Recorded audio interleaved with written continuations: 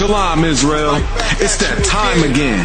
The ISUPK, under Commanding General Yahana, presents the Lord's 57th Annual Passover. That's right, the Lord's 57th Annual Passover, April 4th, 2026, in Houston, Texas. All black Hispanics and Native Americans are commanded to observe the Lord's Passover. This will be the biggest Passover to date. You do not want to miss this. Fresh lamb, fresh wine, and bitter herbs as commanded by the Most High. Only $200 per person ages 17 and up. The biggest event of the year. There is only one Passover, and it's under Commanding General Yahana. See you there, Israel. Shalom. Nobody else there to compare to. Train for war, men in war, and warlike apparel. Prefer our leaders, can't get between us. Watch where you stepping.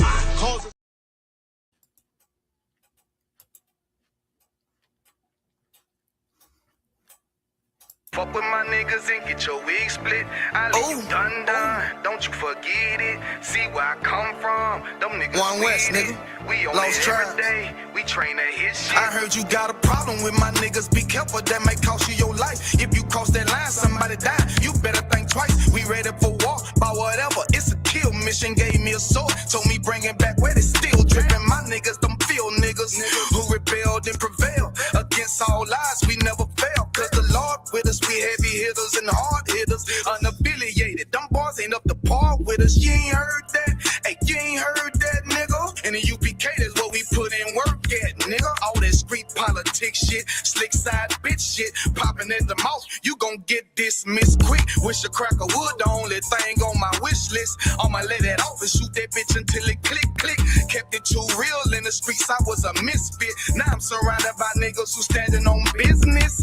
Yeah, I heard the people need a breakdown. Just stay the fuck out of the way. We bout to take every city, every state, while we taking it over. On my hip, a Glock 17, AK on my shoulder. From Cali up to New York, all the way to the Noya. You can keep them pussy boys. We looking for soldiers. I thought I told you. We gon' walk it like we talk it, yeah. Really bout it, yeah. Get that pink lemonade, Kool-Aid out your chest, nigga. Fuck with my niggas and get your wig split. I leave you done.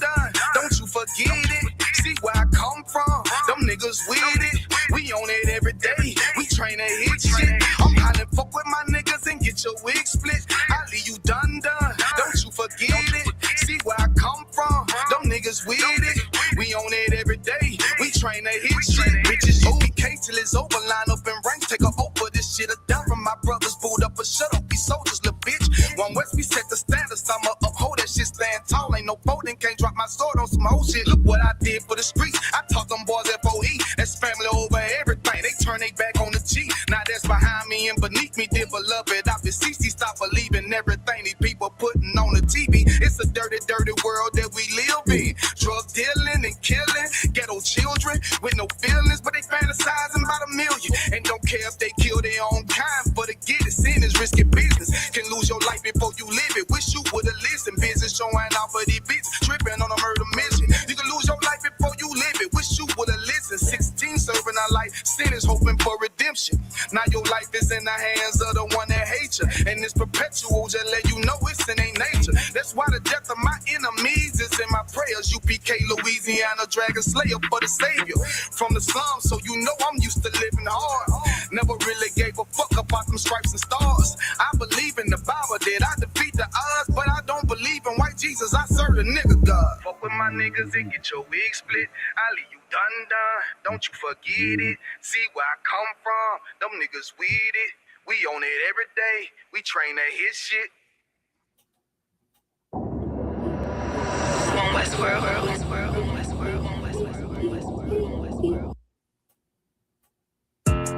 Yeah, don't have messed up. No. Fake love, real hate. One West. Don't be set apart, nigga. They hate it when you up, but love it when you down. Love you when you dead, but hate you while you living. Only make a mention when it's beneficial. Oh, you can't keep it solid, I ain't fucking with you. miss you. Fuck a fake friend, show is over, close the curtain. Told you that they loved you, laughed at you when you was hurting. One thing about that UPK, this brotherhood for certain. Dress you up in all black, urge you up to put that work in. Same niggas that was on the block putting that work in. Abandon that lifestyle, cause now I know my purpose. Coming from a place where a black man life is worthless. 400 plus years, yeah, living out them curses. I blame the so-called leaders in the churches. Was supposed to save our soul, instead they led us to the hearses. Backstabbed and betrayed by the people you would die for. Your family ain't family, so-called friends switch sides on you. Crack and take a knee on your neck, whispering die, boy. So I stay strapped with the Kaepernick, that's the firearm. Gotta watch your back, you know them demons out here lurking. If I don't know shit, then I know one thing for certain, look. They hate it when you up, but love it when you down. Love you when you dead, but hate you while you living. Only make a mention when it's beneficial. You can't keep it solid, I ain't fucking with you. They hate you when you up, but love it when you down. Love you when you dead, but hate you while you living. Only make a mention when it's beneficial. You can't keep it solid, I ain't fucking with you. I say fuck the fake love and disloyal behavior. Brotherhood is a weapon, but bitch niggas is contagious. Hating your elevation instead of hitting the pavement. Watching your every move and never give motivation. Situational friendships get way with adversity. And these days, just a little bit of your kindness a luxury. I'd rather you keep your distance, be a fuck nigga too close to me. Prefer to fuck with fear nigga than house nigga with notes on me. Get a shirt off my back for devoted niggas with loyalty. I noticed the lack of devoted niggas that trustworthy if you ain't in no black. Ranked up, I'd give two fucks for free. Death before dishonor is a must. It ain't no choice for me, I'm bred different. Was never one to die, just bullshit, I'm fed different. Fuck all the information out of pulpits, I'm led different. Been taught to follow a code, Israel law, statutes, commandments, freely given, never sold, nigga. Chill. They hate it when you up, but love it when you down. Love you when you dead, but hate you while you living. Only make a mention when it's beneficial. You can't keep it solid, I ain't fucking with you.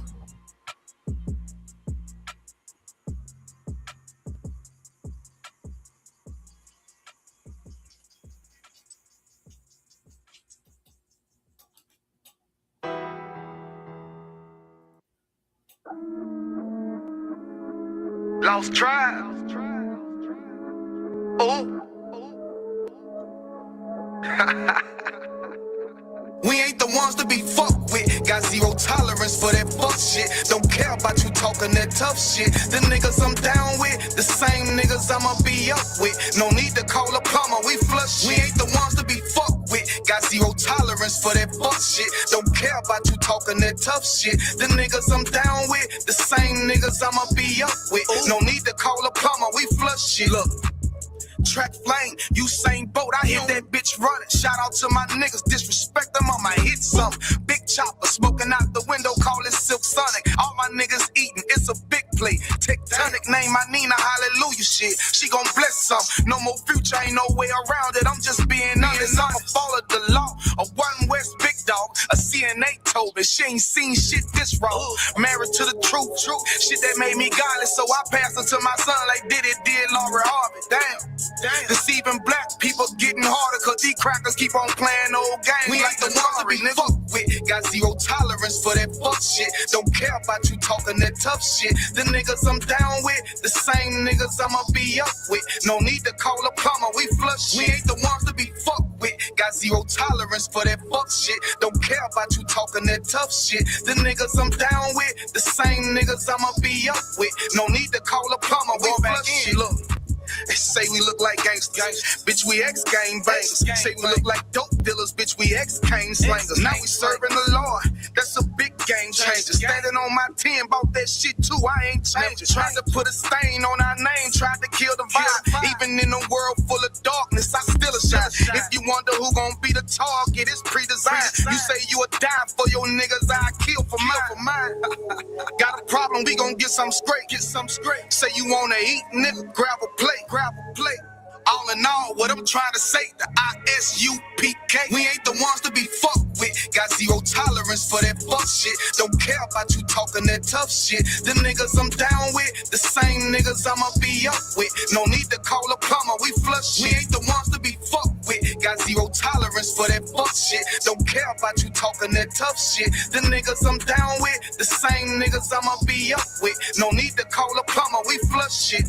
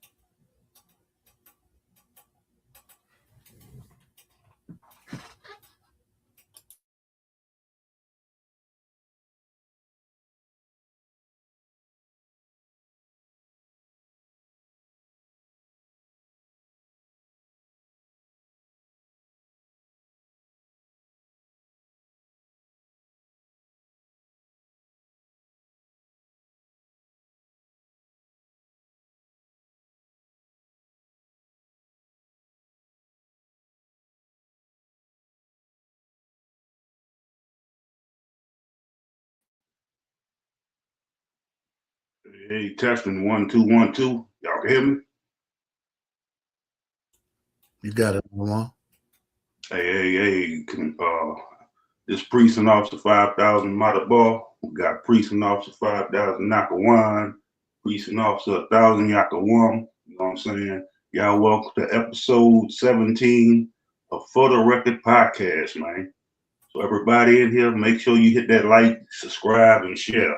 You know, we got the 57th annual Passover coming up April 4th in Houston, Texas. You know what I'm saying? For all so-called Black, Latinos, and Native Americans, man. Y'all make sure y'all come out there, show some support, and have a good time with your brothers and sisters. Y'all got something y'all want to bring out?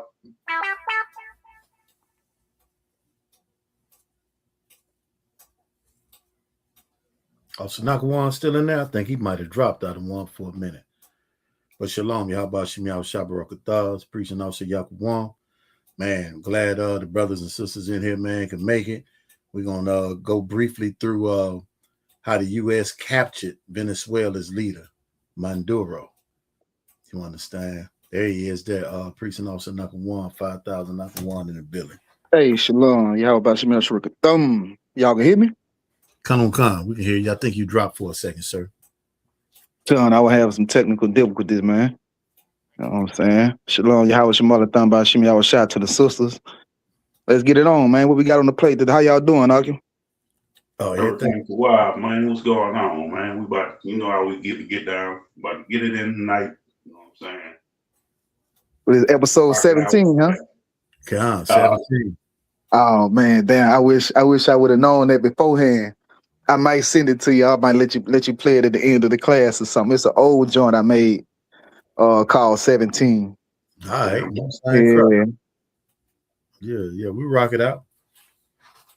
Yeah. While I'm thinking about it, bro, like I think back. I don't know if you can think back that far, Officer Matterbuck. I'm fucking with you. When I was 17, I was going through a lot of shit. Kind of like a defining moment. You know, you get to a point in your life where it's just, you know, a lot of shit going on. You transitioning from a boy to a man. That was that time period for me, man. 17. You know what I'm saying? Trying to take up some different responsibilities, try to, you know, man up. Life is kind of like you transitioning, you know. That's that age from a boy to a man, you know what I'm saying? And a lot of brothers, when I made the song, they started thinking like, damn, bro, I think back then when I was 17, like, it was the same shit. A lot of shit was going down, like, it kind of made you make a decision on what type of man you're gonna be. You know what I'm saying? Or you had your outlook at life. You know what I'm saying? It's your first time really like having your eyes open to what being an adult really gonna be like. You know what I'm saying? Like 17, that was that age. A lot of us, you know what I'm saying, we started doing some grown up shit at 17. Working, paying bills, you know what I'm saying? Shit, I had my first baby when I was 17, you know what I'm saying? So just thinking back on it, man, that was just like a defining moment.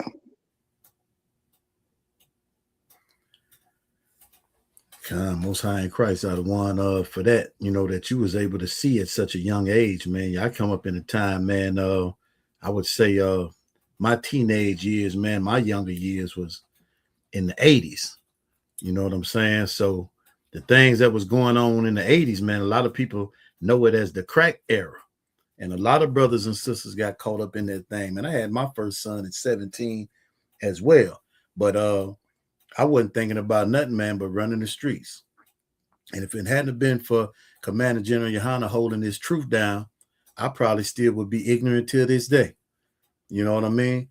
Of course, always trying to bob and weave through life and trying to figure out different things, man, trying to be right, desiring to be right. Shit, man, a nigga couldn't really hear, man, until this truth period. But one heavy thing you said, man, that the song you made, it touched a lot of people, and a lot of people thought about, you know, the lyrics in it. That's one thing about your music, man. You can hear the music vividly. You know, it is a time, man, like now is the time where you can't even necessarily hear the lyrics. But the wave of the music, man, it draw you to just do whatever is going on, and whether it's popping pills or whatever it is. You know, the little thing they had going on in New Orleans for a while, when, you know, niggas, I forget what they call it, but jugging or whatever, people was just going with the flow. It didn't even really matter what the lyrics was. But man, you know, to have music, man, so meaningful, that's why they destroyed the rap industry. You know what I'm saying? Or attempt to. That's why they stand on it so hard, man, because they know that it can change our people. That's how powerful words are. And if you get words from the right person that's living it, like Commander General Yohana, man, and the brothers in the Israelite School of Universal and Practical Knowledge, man, you can have something. You know what I'm saying? I yield with that.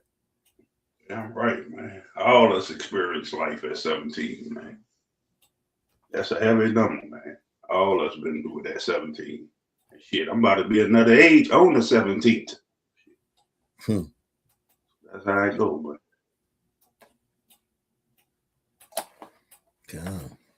Come. Oh, man. Let's see. Let me put this video up, man. If y'all want to go ahead and get into it, or if y'all got another story y'all rather get into than this right here, y'all want to say this for last. Is there anything else, man? I know we probably got a couple more brothers coming in there. I don't know if anybody got stories or what. But I mean, I don't know what's going on in the celebrity world. I know. Oh yeah, Salaki, if I could, man. I don't think we spoke on how everybody talking about fuck the streets. Oh, okay. And they response to, you know what I'm saying, fuck the streets. If you can pull something like a YouTube shorts or something, I know Boosie said something about it. You know what I'm saying? I know a couple other dudes out there said something about it. But they saying we can't say fuck the streets. Knowing what we've been through, what coming up, you know what I'm saying, having that street mentality, and which is really what, you know, 21 Savage, I think he was the one that's trying to push that narrative or whatever, and you know, coining that phrase, fuck the streets. Yeah. You know what I'm saying? And he getting a lot of backlash for a lot of people saying, no, you can't say fuck the streets. The streets made us who we are, XYZ, this, that, and this. But who knows what we would be as a nation of people if we didn't have a street mentality. If we didn't have a, you know, dog eat dog mentality, you kill me, I kill you. You know what I'm saying? Or I gotta kill you because you wearing blue. You gotta kill me, you know what I'm saying, because I'm wearing red, and so on and so on. All the different things, like the poison from the drugs and the drug trade, you know what I'm saying? How it paints our women out to be hoes, you know what I'm saying? Like Snoop Dogg, we don't love them hoes, and like imagine how far we would be without that street mentality. How many doctors, lawyers, you understand? We ditched the school, you know what I'm saying? Like we ditched school for the streets. Like we stayed. Salaki, I'm trying to add you, Salaki, you side. Hey, shalom, how about Shim Y'all Shabarakatah? Shalom, y'all about Shim Y'all Shabarakatah. You adding to the screen. I'm trying to add you to the screen at the same time. Salaki. But yeah, we were just going into how they talk about, fuck the streets and all that. Niggas trying to shame niggas for saying fuck the streets, knowing how horrible our lives was because of it. You know what I'm saying? But that's just like a Negro that make a couple dollars. The one that's getting rich off of the demise of people. You know how many people was unalive because of the songs that Lil Boosie made and the attitude and the spirit that they put in that song. Like trying to be like that. You know how many people was unalive, you know what I'm saying? Trying to live that lifestyle and portraying that lifestyle. A lot of guys who had a real good chance at life and education, they chose the streets. You know what I'm saying? Because we glorify wickedness. Go ahead. See, I wanted to say, I remember. Hey, can y'all add Officer Picard? You got he ain't in the back chat. Yeah, he not in the back. I think you got to send him the link. Oh, okay, all right. I can put the link in the chat. In the chat, and then just tell him to get the link, and we can, invite him up. Let him. He'll join. He can join like that. That'll be too wild. Yeah, Salakia, I wanted to say, I remember, like it was a certain vibe in the street when we was coming up. But I remember when Boosie say, when niggas say put your fists in your pocket and grab the Glock. And I noticed from that way, I mean, niggas just was shooting for everything. Niggas don't even try to fight no more. Like, I know that around this way, yeah, it got worse. And then what's crazy about saying off the street, they mad at people who saying it, but at the same time, they all trying to get out of it. You know what I'm saying? They trying to come up to move to the suburbs and trying to get out the hood and the ghetto. You know what I'm saying? So they really don't even want to be there anyway. And they sure ain't trying to help it out. Because that's like it's a scripture that say don't put a stumbling block before your brother. And to me, that's something that always kind of dealt with me. It's like you gonna leave the street, people who don't have nowhere to go, no place, low education. You know what I'm saying? Everything is against us. But you leave, get a bag, and come back and flash your wealth in front of us. Like that's like, you know what I'm saying? You come back stunting on poor folks. I don't know. I just never had that type of mind frame. You know what I'm saying? How Paul would say when he was winning the brothers, Paul said he became how you say that? He became a Jew to the Jew and a Gentile to the Gentile, something like that. But Paul got on their level. But then when they leave the street, they come back and become a big dogs amongst us. They flash and they go shining, and it just make us want to have what they have and get it by any means. Instead of coming just be a normal person, chilling with us on the corner. They come in big time, and so like they really just want to stun on your own people, and then put something up in your mind that make you think you less than them and willing to do whatever to get there. That's crazy. I'm right, man. The thing is, them Negroes, they ain't in the goddamn streets. They ain't giving up their goddamn rap careers to go back to the damn streets. They out here telling the streets to still sell drugs and turn women to whores. Damn right. That's where they get their money at. And then they get mad because you be like, fuck the streets. That ain't talking about the people that's in the streets struggling and trying to survive. That's talking about the street mentality. Want to unalive each other. Want to destroy each other's families. All right.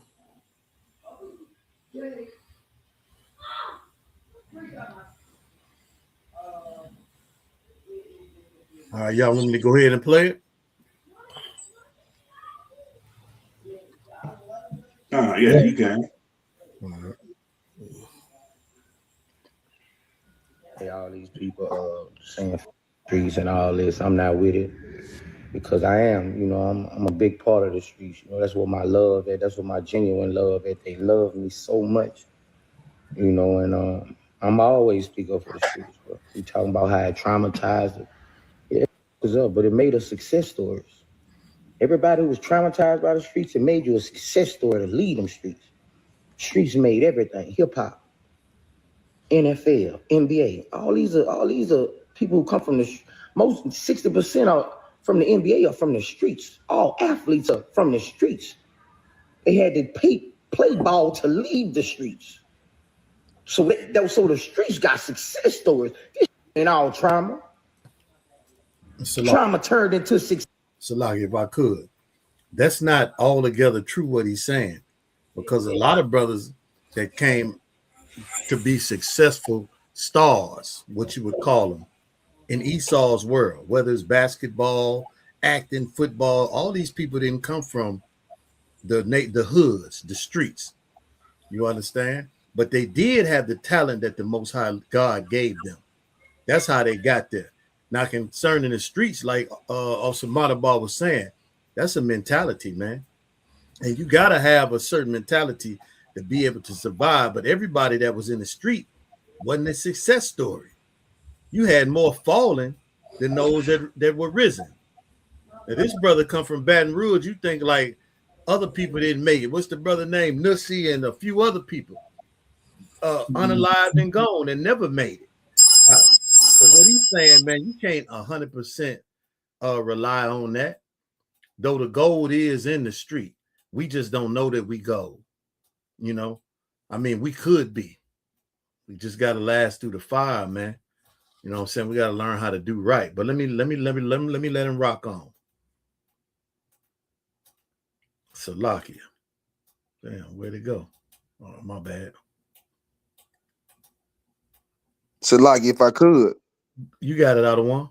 Like what you're saying is heavy. You know what I'm saying? Like CPC, because we glorify that type of lifestyle, that's why it's so, they feel so provocative about it. Boots ain't got no shame. You understand? Marlo Mike. You broke up out of one. You can hear me now? Con. You broke up at Marlo Mike. Okay, Con. Marlo Mike, you know what I'm saying, and doing life in prison right now was I think it was like a 15-year-old kid that he, you know what I'm saying, allegedly had unaliving all these people, but the streets talk. You know what I'm saying? You had him unaliving all these people, and you want to glorify that lifestyle. Like, we gotta have something better for our youth, man.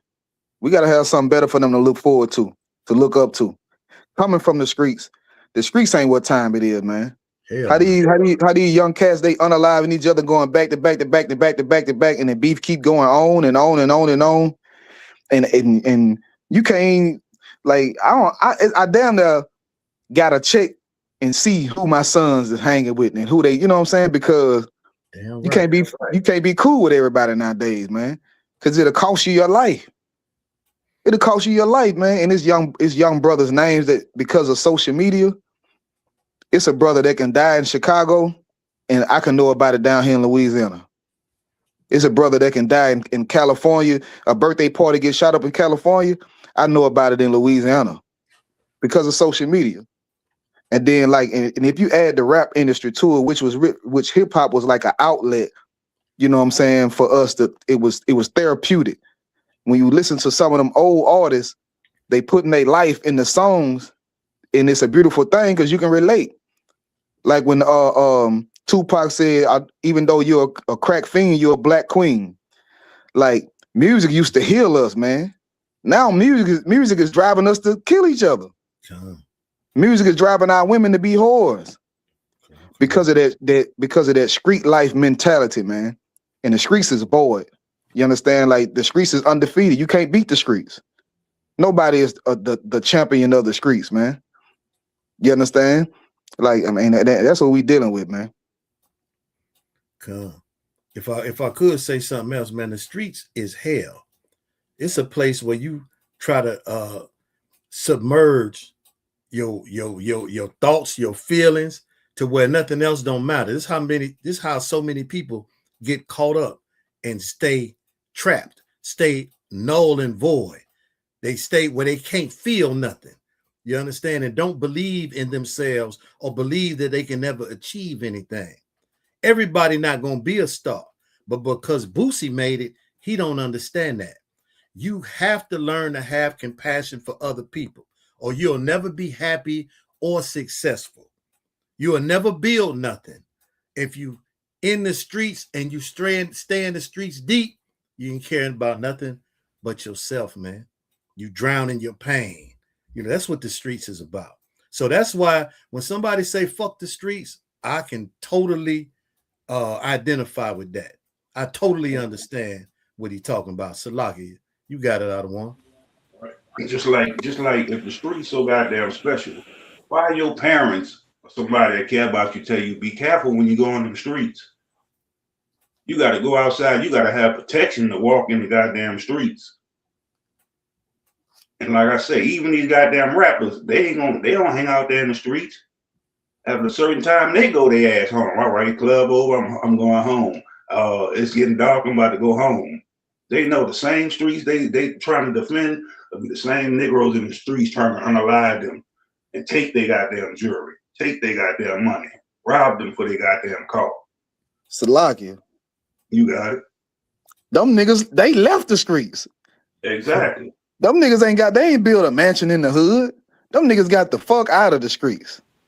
But want to sit in some multi-million-dollar mansion, you know what I'm saying, with back 80 acres of land, and then talk about, yeah, you know what I'm saying, man, you can't say fuck the streets. Nigga, you said fuck the streets.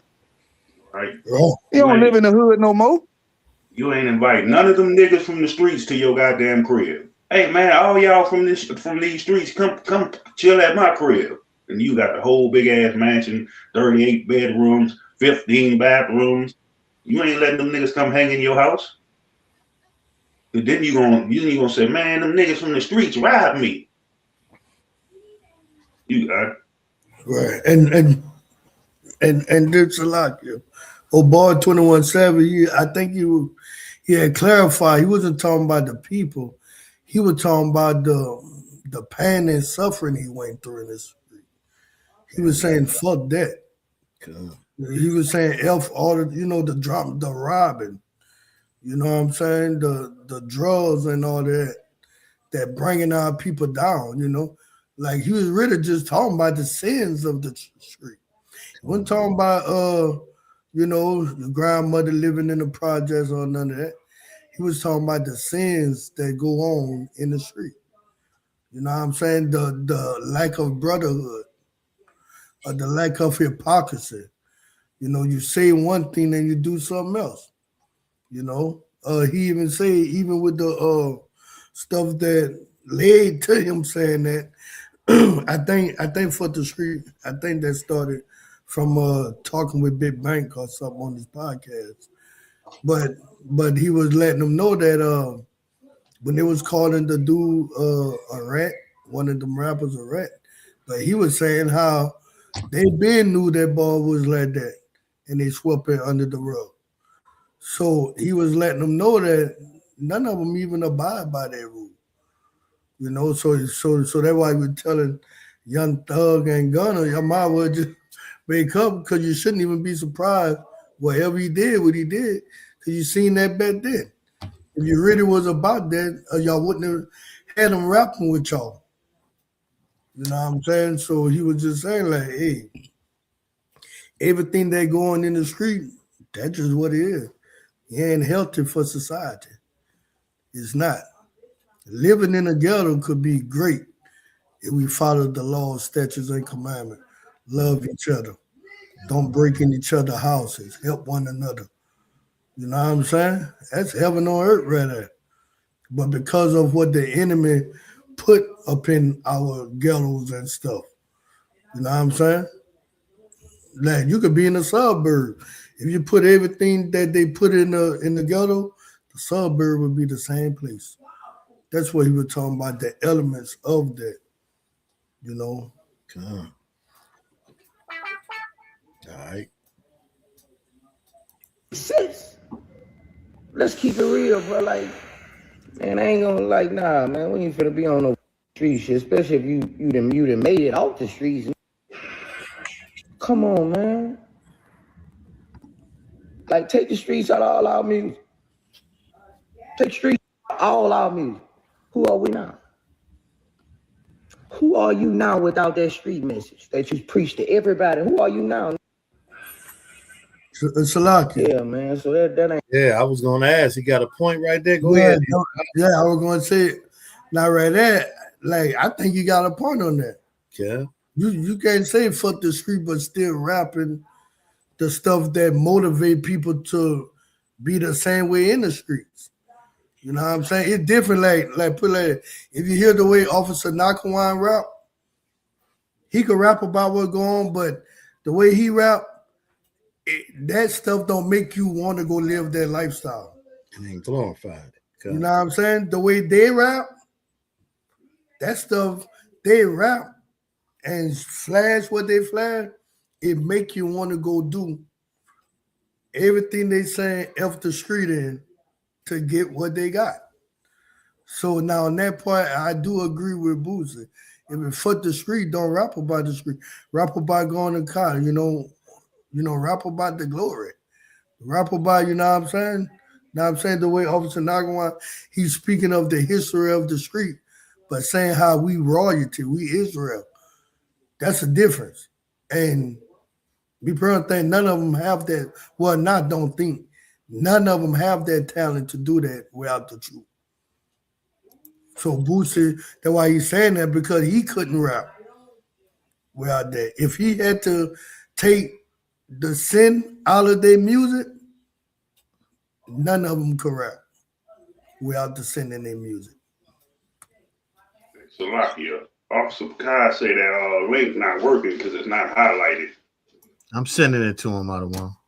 All right. There you go. He got it. Yeah, she's put. I can get streets don't teach brotherhood.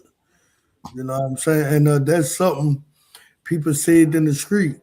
They would say hoes before, they would say bros before hoes. And that's something I say as a Christian when I would hear that. You can't say bros before hoes. Because if you was my bro, you wouldn't sleep with my hoe if you're a hoe.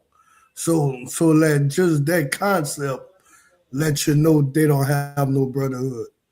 Man, there's so many brothers in the street because they say bros before hoes, they secretly set up their brother, do all kind of stuff because none of them man enough to say, that's my woman, I know you sleeping with her. I got feeling for her. So, but he got to say bros before hoes. So now he act like he down with it. But they secretly hate each other because they know, just as a man, you is not my bro. If you're going to be sleeping with my woman, going entice my daughter to come out and you're grooming her, making her do all kind of stuff until she a certain age. But yet I got to call you my bro. And a lot of them, they been there. You know what I'm saying? A lot of them been like, you could like this here could be your partner. So you wouldn't sleep with his girl, but you're gonna sleep with his little brother, old lady. Or you're gonna let your brother sleep with his old lady. You know what I'm saying? So they know that there's no loyalty. There's none whatsoever in these streets. What you say, also your side, it ain't no fun if the homies can't have none. Yeah, you know, that's how it is, you know what I'm saying? you know, because of the music. You know, a lot of the music, a lot of brothers, you know, especially from some, little towns like where I'm from, Ville Platte, Ville Platte was like 7,000 people or less. So in little countries like towns like that, the music motivate a lot of things. You know what I'm saying? So We got an echo. I think it's also yeah, joined us. There's an echo. all right, yeah, it stopped. Yeah, so you know, a lot of them deep and down inside, they know that's not brotherhood. You could call it brotherhood. You know what I'm saying? You could call it brotherhood because when you about to fight somebody, you got some more brothers that gonna come jump that brother with you. That's their type of brotherhood. But guess what? You done seen that same brother sleep with somebody else who leader. You know? Now, me, the way I come up, we would be in the street. We would, like, we couldn't lie to ourselves. We'd tell each other, I don't trust no nigga. Because my dog, who I know wouldn't sleep with my woman, I done seen him sleep with another man woman. So I know it's in him. So he might get drunk and sleep with my woman if she let him. You just never know. You know what I'm saying? Because you seen them capable. It's different in the truth. We don't sleep with nobody woman. You could be Esau. I don't want your woman. You know what I'm saying? It could be a woman who wants to, since you're married. Nah, all of a sudden you don't want them. That type of, with standards like that, you can have brotherhood. But the standards they have in the streets, nah, you can't have that. Unless you fool yourself. That's the only way. All right. Ain't cool, bro. I'm not with the streets. I feel like y'all using it as a gateway for when y'all get in trouble. If everybody saying street, by the time y'all get in trouble, now y'all have a gateway. I'm telling the streets. This is why you got to stop following rappers. This is why we have to stop idolizing rappers and basketball players and football players and singers and entertainers and dancers and all of that type of stuff. And the reason why we have to do that is because they don't have our best interests at heart. They're speaking from the perspective of a person that is making money off of you, right? They're not speaking for the dude that got killed last week. They're not speaking for the drugs that they're pumping into the community. They're not really acknowledging the fact that we should be aspiring to be other things other than people in the streets. And because we idolize and we worship as a culture, and I'm not saying you individually, but people idolize and they worship as a culture. The biggest way for people to be able to keep you down and to keep you in the dumps, and of course you're going to have the guy that made it out here and the guy that made it out there. But for every 500 people that actually make it to be rich and successful, and then we place them on a pedestal and say, hey, listen, this is the reason why it's okay to be from the streets. All right. I think we touched on exactly what he's saying. Did y'all want to let that roll some more? Or anybody want to say anything concerning that? Yeah, I don't know. Do I still got an echo or can y'all hear me okay? No, it's better. You do sound distant, but there is no echo. You Tawab. By the way, hey, Shalom, Yahweh. Shalom, Yahweh, Shem Yahweh, Brakathon. What's going on with y'all to want them? Everything Tawab. Man, I'm gonna hook this speaker up, man. But the thing about it I want to say is, man, look, all that after streets, yeah, I'm with that. You feel me? But here's the deal. See, a lot of them cats, they ain't sincere about it, right? Boosie ain't even sincere about what he's saying. Because let me tell you something. If Boosie was, had a 30-year sentence and he's sitting inside the Fed, let me tell you what's gonna happen. Boosie might got about 10 years in him or something. How long he did last time? I ain't even sure, sir. He was in there for a minute. But I guarantee you, if it come down to it, and he got a way to get himself up out of there, he's going to take the way up out of there. He might got about 10 years up in him, you know what I'm saying, or something like that. But if he see him a way out, Boosie is going to snitch too. Boosie is going to tell. What a lot of them don't tell you is when they get down that road, a lot of them guys come back and hop on somebody's case. So all these guys that you think can stand up, these guys ain't really stand up, man. They just might didn't have nobody to tell them. You know what I'm saying? Now, like I said, it may be a given that they might do 5 years, they might do 10 years. Some cats can't even do a year and a day. But believe you me, a lot of them cats is coming back and getting on somebody's paperwork. It may not be no paperwork that you know. Might be somebody out of town or something. Might be somebody in the next state. But they probably jumping on somebody's paperwork. You wonder how they came home early. They don't even believe in that street stuff. So why should you believe it? You know what I'm saying? And that's the problem. There are a lot of you cats out here living this street life that you really don't even believe in because you don't even know what's in store for you. I even sit back and lost a couple of homeboys. I even did a time you called home and seen that a couple of your homeboys clapping your old lady. What was your old lady? Now all of a sudden you saying F the streets too. And F everybody in it. But like y'all was saying earlier, I don't believe that 21 Savage was saying F the people in the street. He was saying F the street and what come with it, not the people in the street. You know what I'm saying? So they got to keep it real about that. They and you know what? I think they knew what he meant, but he's just trying to take it and twist it and use it as a plight to get a little, you know what I'm saying, to go viral or whatever, to make all the cats out there in the streets like, look, man, we standing with y'all. They ain't standing with y'all. They profiting off y'all.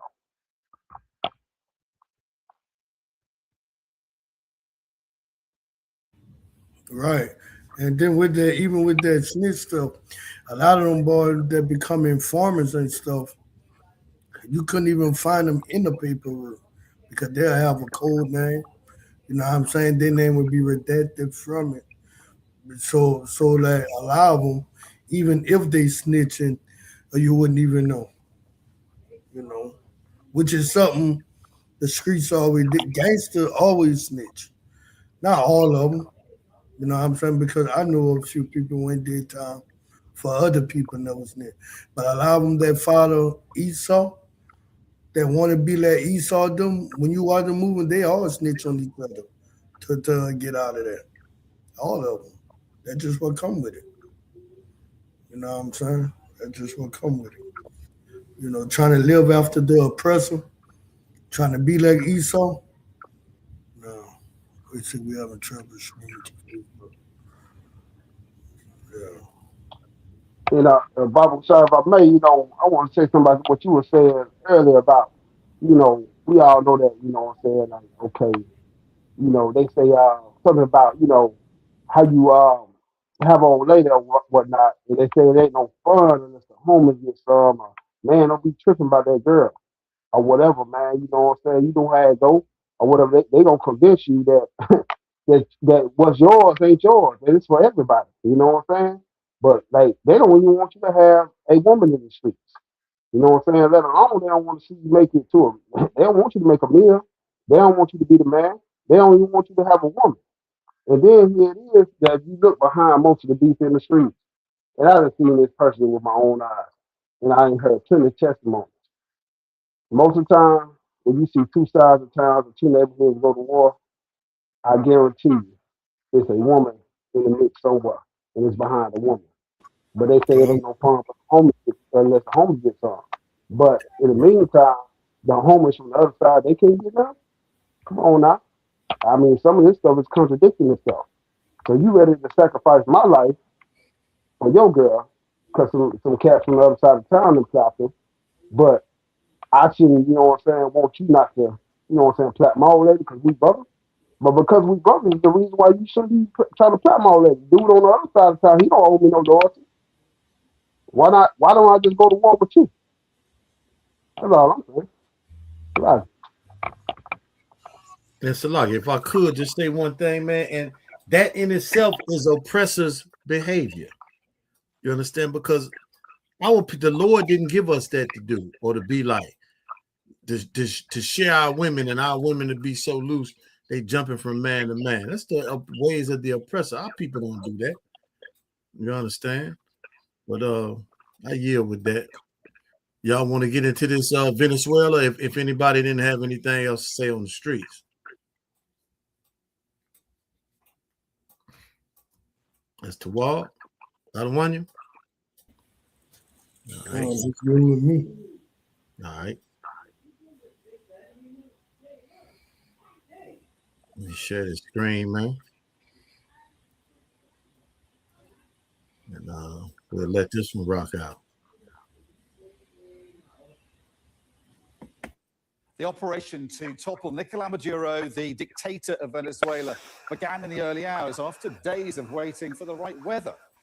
The US issued aviation warnings for a huge amount of airspace across the whole of the country and far out to sea. Then the airstrikes began. Witnessed in Caracas, the capital, but at the port of La Guaira and the regions of Miranda and Aragua as well. Explosions in Caracas lit up the night sky. But the silhouettes of helicopters believed to be American can also be seen crossing the picture. This footage shows the size of the explosion at the port of La Guaira. And further east at the airport of La Higuerote, yet more spectacular pyrotechnics. America's most senior military commander described the complexity. Man, look like they lit that joint up. They sent some fireworks over there for the new year, huh? Of the military operation overnight. In total, more than 150 aircraft, bombers, fighters, intelligence, reconnaissance, surveillance, rotary wing were in the air last night. Thousands and thousands of hours of experience were airborne. The force included F-22s, F-35s, F-18s, EA-18s, E-2s, B-1 bombers, and other support aircraft, as well as numerous remotely piloted drones. Maduro was captured, say Americans, in his presidential palace, a complex that Donald Trump said was like a fortress. He says all of Venezuela's military capacity is now being destroyed. This daylight footage shows what's left of an army base outside Caracas. And the US president hinted at some kind of US presence in the country for the foreseeable future. We can't take a chance that somebody else takes over Venezuela that doesn't have the good of the Venezuelan people in mind. We're going to stay until such time as we're going to run it, essentially, until such time as a proper transition can take place. Maduro is being held now on the US aircraft carrier, the USS Iwo Jima, and will stand trial in New York along with his wife. Donald Trump is, it seems, all in, having captured Venezuela's leader. He's committing his administration to Venezuela's future and what sounds like almost an American occupation of the country. He says he wants to make Venezuela great again. Exactly how that will play out, though, is far from clear.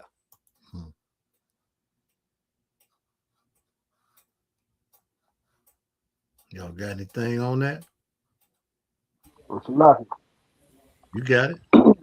Man, look, man, they said they had the A-10, the F-22, the F-16, the F-15, the B-12. I mean, the drones, too. So they let loose the whole brunt of the American aerial, you know what I'm saying, military. You feel me? Just for Venezuela. They treated Venezuela like it was bombs over Baghdad. You know what I'm saying? Then they talk about they're going to make Venezuela great again. Venezuela was great before, you know that scene in Apocalypto at the end when you seen them oppressors bringing in the Mayflower? That's when Venezuela might have been great. But before then, as long as the oppressors is around, Venezuela ain't even got a chance, man. They finna sap Venezuela dry and everything close to it. Fly. Con, you I watched a few things on this topic, man, and Trump was talking about how they didn't lose not one personnel, not one person. They didn't lose any military weaponry, no planes. They didn't take a loss at all, is what they said when they went in there and got him. Now, also, we're gonna see this in the next clip that I got, the next little video I got, but the United States is claiming, all of major media is claiming that the United States did a great thing. The Associated Press is all bigging it up the same way they did for Iraq. It's Iraq all over again. It's Libya all over again. It's the theft of other countries' resources, man, and it's the same old playbook that's really going on. And this president here, man, it's amazing how some of our people can continue to support this guy, knowing that they ought to be destroyed. They just like the dope dealers we just listened to, or the brothers in the street that profited that we listened to. Because a few people have good jobs, they don't care about the majority and safety of all people. Because you can afford groceries, you don't care what other people can get when they go into the store. It don't affect you. You know what I'm saying? So that's all this is about, man. Going in there and stealing the resources, which is the oil, because Venezuela is oil rich. I yield. You got it. It's lucky. Yeah, I think you say Venezuela has the world's largest proven oil reserve. Proven. Yeah, it's a estimate at around 303 billion barrels. This accounts for nearly 1/5 of the global oil supply. Damn. That's enough for America to go in there. Oh yeah. You know Yeah. what I'm saying? And what did scripture say? A wicked man finding an excuse, finding excuse for his sin. Donald Trump want that oil. He gonna find whatever it takes. You gonna see drugs. You gonna see fentanyl. When one time they saying the fentanyl was coming from Mexico, so I don't know why they saying it coming from there now. But he gonna find whatever. He gonna find the president corrupted. He gonna find something. You know what I'm saying? He want that oil. You know what I'm saying? I've been watching the little series with them landman, something like that, with them oil rigs and stuff. So much money in there. So much politics. I mean, crime, all kind of stuff going on in there. And Trump want that. I got a couple of shorts. Let me see if I can pull these up. Trump ready to start fracking in there. You know, start fracking that oil. Yeah. Yeah, we about to have so much earthquakes on this side, man, it's gonna be a shame. So much earthquake. I think Louisiana had an earthquake recently. I think a few days ago that popped on my timeline. I don't think Let me see. Yeah, what the scriptures say, wars and rumors of wars, earthquakes in diverse places. There are some earthquakes. I don't even think they reporting. Now you can pull them up and see how many, but there's a lot of earthquakes going on in the world, man. Yeah, they had one recently. Let's see. Hey, Salakia, if I may, You got it. you know, they talking about fentanyl coming from Venezuela. But Venezuela is a middleman at best if they war supplies to fentanyl. Y'all know where the fentanyl coming from. It's coming straight out of China. Right. Trump just goes straight to China. Go straight to the man. You know what I'm saying? Stop being a punk. Stop being a bully. You know what I'm saying? Go ahead and get a cracking with China if you're really concerned about the people over here ODing on fentanyl. But you know what? Like you said, it's just another excuse. Just like WMD, weapons of mass destruction. Right. That was an excuse to go inside Iraq. You understand? So it's really just, you know, this is really Iraq 2.0. You understand? I mean, you know, Venezuela didn't see this coming. You know what I'm saying? This was a move that just, you know what I'm saying, it was pretty abrupt. Now, I've been kind of knew that, you know, this has been probably about like 5 years in the making. They finally, you know what I'm saying, gathered up enough gall and, you know what I'm saying, got what they had, you know what I'm saying, what they think is a legitimate reason for them to go there. And then there's a good time because, you know, Trump trying to dodge all these, what's going on, the Epstein files and some jazz like that, which I don't know how to do that, but he's trying to save face too at the same time. So I figure the only way he thinks he can save face is be a wartime president. You know, these good old patriots, they all of them love a good old wartime president. So that's what he's trying to do. Wow. So now, Yeah, so like, dealing with them earthquake. Yeah, shit. But the latest earthquake they had up in Louisiana was in December. You know what I'm saying? So them earthquakes gonna be all over. You know, Trying to come. robbing all the oil. They tell you, hey, the scriptures say the trees gonna be happy whenever this man get out of rulership. You know, because they using that stuff for so much of products. When you go into your soap, to all kind of stuff. Hello, They using that oil and everything. Oh, go on. No. My bad. I was trying to pull up something so we can watch next. But you Tawab, you got it. Go ahead. Oh no, that was it. No, I was just saying that they using it in everything. They crude oil and everything. God. See, they know that where the money at. You know, you need that for warfare and everything. So they'll never get enough. How the scriptures say, if a thief come, he gonna leave some grapes. Donald Trump is trying to leave nothing. Yeah, he want it all. And say it is for last. Either one of 5,000 want to say something? All right, so check this out. Look, let me switch switch up. Hold on, bear with me for 1 second. Let me share this screen. Which one is this special report? All right. Right place. You got it. What you say? No, I was just going to ask you. I tried to hook my mic up. I was trying to see how my audio was coming through. Was it still like low, or did I have an echo? Nah, it's a little choppy, but I mean, we can hear you to wild, but it's a little choppy. It ain't crisp.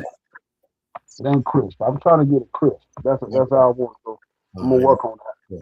All right.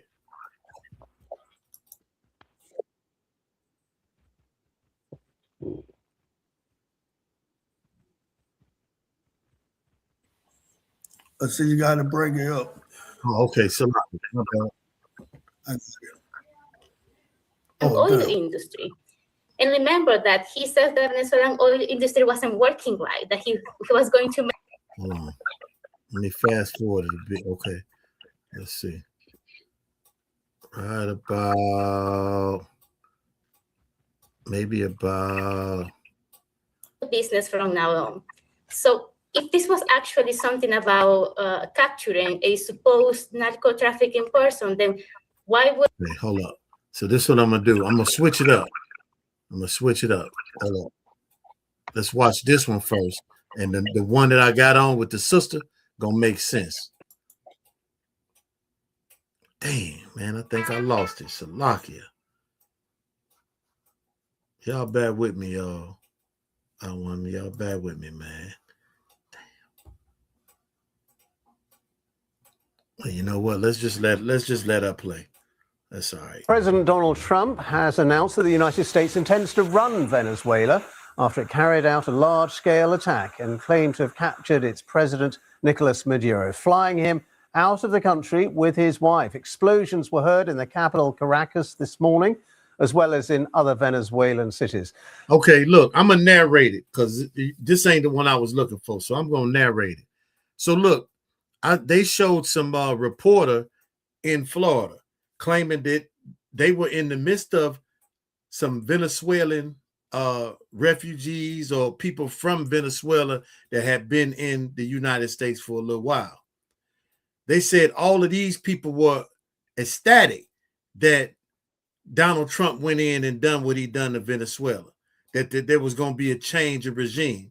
But the funny part was they didn't interview not one Venezuelan that was walking around. You understand? I said, now that's strange. If these people are so happy about it, wouldn't typically they would interview somebody? I mean, that's what the Associated Press is about. They're going to do the interviews and make sure everybody know that surely these people think a great thing was done. So I don't believe that, because this sister right here that I'm about to play, she actually is a Venezuelan reporter. So if you listen to what she has to say, she's saying that the Venezuelan people want to fight against the American government interrupting or coming over, attempting to take over their government. They don't want that. So let me let it rock out for a minute. And then somebody else that comes behind her is going to explain what's really going on in this whole Western Hemisphere. So let's let it rock out.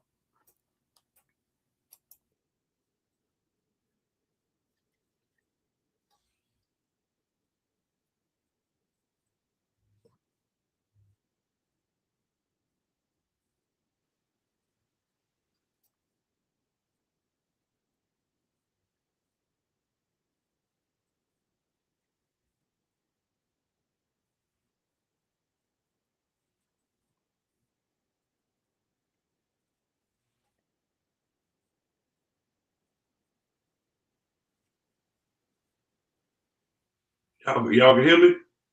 Everybody sound like they muted. Con, we can hear you. We can hear I you. was waiting on. Come. Yeah, Yakawan was about to play the Oh, video. Oh, Salaki. Damn, I ain't playing it? No. I'm sharing the wrong tab. My bad. Let me back it up a hair. All right, let me let it rock from there. Damn, Salaki. We need to remember that the Venezuelan oil industry has been under U.S. sanctions for almost a decade. Let us bring Professor Tinker Salas into this conversation. You were born in Venezuela. Your books are about. Hold up. Man, I got it wrong. I'm not even in the right spot. Hold up. Is this right here? Man, Salakia. Maybe it's this right about here. Trust your authorities. Trust your leaders. We are That's about it right about here. On the streets telling to people that indeed we just were victims of this horrifying attack. And he asked people to trust the Venezuelan government. He said, trust your authorities, trust your leaders. We're weighing this, we're handling the situation. We know this is terrible, we know this is bad, but we're going to fight back. So these key figures in the Venezuelan government, they have stated very clearly that they are not giving up. There is no chance that they are actually negotiating anything with the US government. They're on the streets, they're fighting back, and they're advising people to do the same. Juan, I'm wondering if you can talk about this. Was not limited to a discussion about Venezuela, Trump's news conference. They also talked about Cuba. If you could summarize, as well as Miguel Tinker Salas, about what exactly President Trump is saying, what his designs are. Well, I think it's very clear. We saw that in the national security document earlier on. We saw clearly in the Western Hemisphere approach. That is, the U.S. wants to reimpose itself. It talked about a new Monroe Doctrine. To me, it's more like the big stick diplomacy, which is the U.S. will replace whatever government it wants to in the region whenever it wants to. The message is clear to any progressive forces in Latin America. The message is clear to Brazil. The message is clear to Mexico and Claudia Sheinbaum. The message is clear to Cuba that it will be in the crosshairs next. This is about reimposing U.S. military and economic dominance in Latin America, starting in the Caribbean, starting with Venezuela. But the message is very clearly sent to Cuba, to Mexico, to Nicaragua, to any progressive government. And it's also a message of support for the conservative right-wing governments of the region. It's all right. So with that being said, Trump said, man, he coming in against everything. We're going to keep it simple. That's what he's saying. We about to take everything. World War III is on the brink, man. That's what it's looking like to me. Commander General Yohannes told us when all these things go down, that's what we should be looking for. So you heard him say Cuba ought to watch out next. Well, Cuba has been somebody got an echo going on. Cuba has been a communist country since what, the 50s? And to go in there and mess with Cuba, man, it's going to be some repercussions. And it's probably going to be some for dealing with Venezuela. You know what I'm saying? But that's not my expertise. That's what little bit that I understand. So everybody just look out. Right. Crazy. They say they going to impose their way over there and put another government over there. The same thing they did to the United States when they got here. They imposed their will. They unalived all the goddamn Native Americans and put their own government in place, man. If not, then who is he and where he at? Paraphrasing. Come. We know who the goddamn wicked of the earth is. When the wicked is in rulership, the people mourn. This is what happens, man. And this all because the people that wanted to go voting. All you dumbass people went out there voting thinking he was gonna do something right for everybody. No. The devil always show who he really is. He's showing his goddamn face to you. So you shouldn't be asking where he at and who he is. You got it. Now he is doing something right for the rich, you know, for the greedy. They taking what they want. They feel like the earth is theirs. They don't know what the Lord laws say about not moving boundaries. They don't know nothing about they shouldn't be taking over nations. They don't know nothing about that. All they know is power and authority because it's been given to them by the Most High for a short time. That same goddamn serpent, man. That's the same goddamn serpent all the way to today. Yeah. And what's heavy, what the sister was saying, you're going to hear the Associated Press speaking contrary to what she said in the next few days. The sister said the Venezuelan government and the Venezuelan people do not want America over there taking their resources and dealing with their oil matters, period. And she is a reporter over from Venezuela. So everything you finna hear in the news, man, is gonna be bullshit. You know. Right. I wouldn't want no goddamn devil come and take over the damn land I've been in forever too. All he gonna do is cause destruction and chaos when he lied and talk about he coming to clean it up. No, you're coming over there to rob them people. Right. That's what you're coming over there for. You're coming over there to destroy their heritage, their language. You got it. The funny part, man, you know, he been civilizing the world since Alexander went and conquered the world. Since Alexander went over there messing with the Indians, the East Indians. You know, that's what they do. Everywhere that they go, they say they're gonna clean it up and they destroy everything. And when they came over here and messed with our brothers, the so-called North American Indians, you know, the Taino Indians. And they back over there in South America again. But the Western Hemisphere, man, is about to heat up. This side of the world has not seen war like what is fin to come to this place. Right. You know, most of all, you got ICE out here taking all our people, shipping them off, deporting them. Ain't no telling what you're doing when you're deporting them. You're probably trying to wipe out the Venezuelan government so you can bring our people over there and make them slaves with the rest of our people that's over there. You're probably going to deport them there and use them as slaves and have a whole slave regime over there.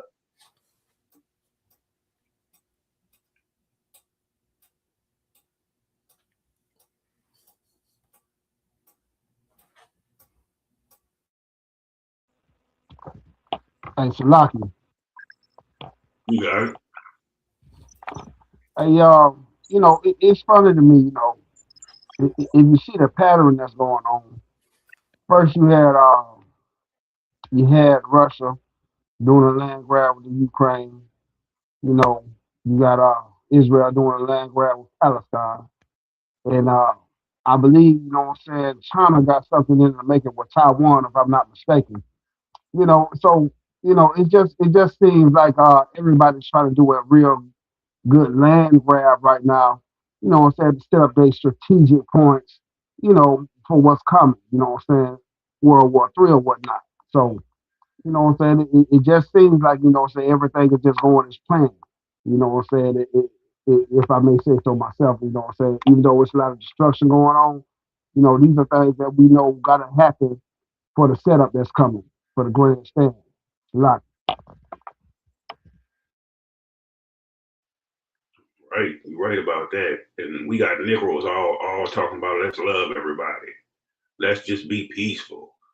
Ain't no such thing as hate. When your goddamn oppressors show you hatred every goddamn day of the year. When he tried to take over land and everything every day of the goddamn year. They always sitting up plotting and deceiving people. That's what they good at. That's why I say the earth was given into the hand of the wicked. That's why we need to come back together in the ISUPK as a nation of Israel. You know what I'm saying? We need to come back as brothers and sisters. Come back to the Most High. You got a chance to. You can't say you don't know what we talking about because we everywhere. We telling you what to do righteously. Come back as brothers and sisters, man. Stop giving your love to everybody. You got it.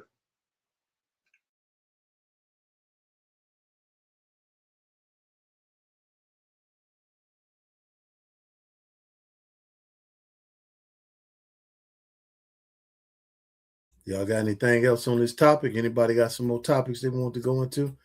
Or y'all want to bring something out more about this topic? So like, I just want to say one more thing. You got it.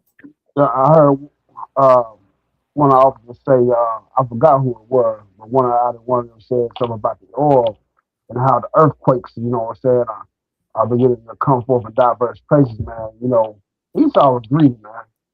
He'll sap the earth of all his resources until the world just implodes on itself. You know what I'm saying? Look at what he did to the dodo.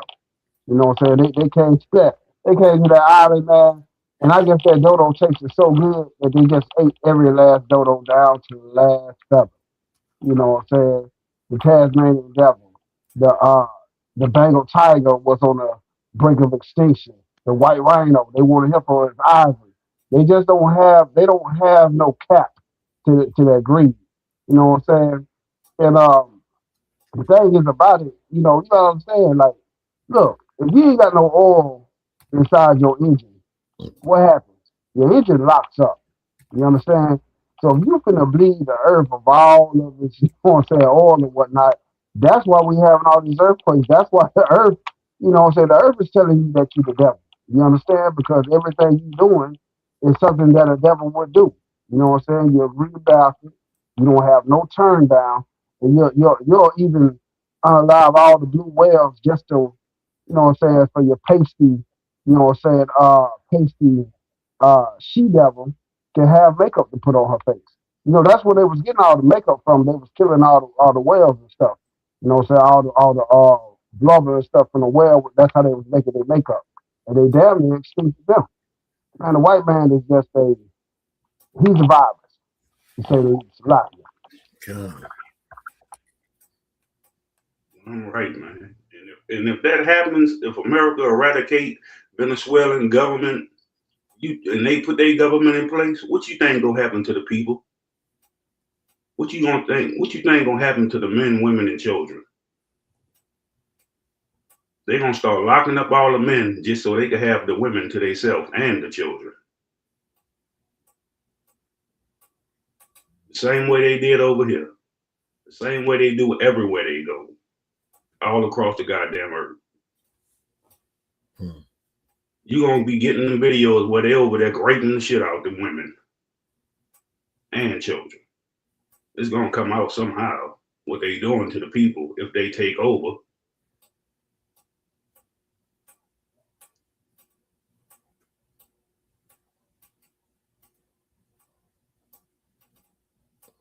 So like, what's on the side of Venezuela? Guyana and some else on the other side. They better watch out too. I'm gonna pull it up. God. I'm gonna pull it up right quick. Pull up a map. I ain't done that yet, man. Y'all bear with me, man. I ain't pulled up a map on here yet. Hey, we right here for it with you. The Most High in Christ. All right, hold up. Y'all already went into how they was over there dropping bombs on them and stuff for the so-called New Year's and dropping bombs on the fishermen, talking about they over there transporting drugs and everything. Well, we didn't. He played the video. He played the video for us, sir. Okay. All right, here go the screen right here. I got a scripture too, man. Well, let's see. Be Tawab. I can't break the whole scripture down, but it's so relevant to today. I gotta bring it up. All right, so look, let's see. Venezuela is right there. So Asher is what, from Colombia to Uruguay? So all the way down. Okay, we got Guyana on the side. Yep. In Colombia. What you say? That was Uruguay right below it? No, Uruguay is down here. Right here. And then over here, Chile, Argentina, and even our people in Brazil. So Brazil borders it. Brazil, Guyana, and Colombia. So look though, you heard him in the video say, look out for Cuba next.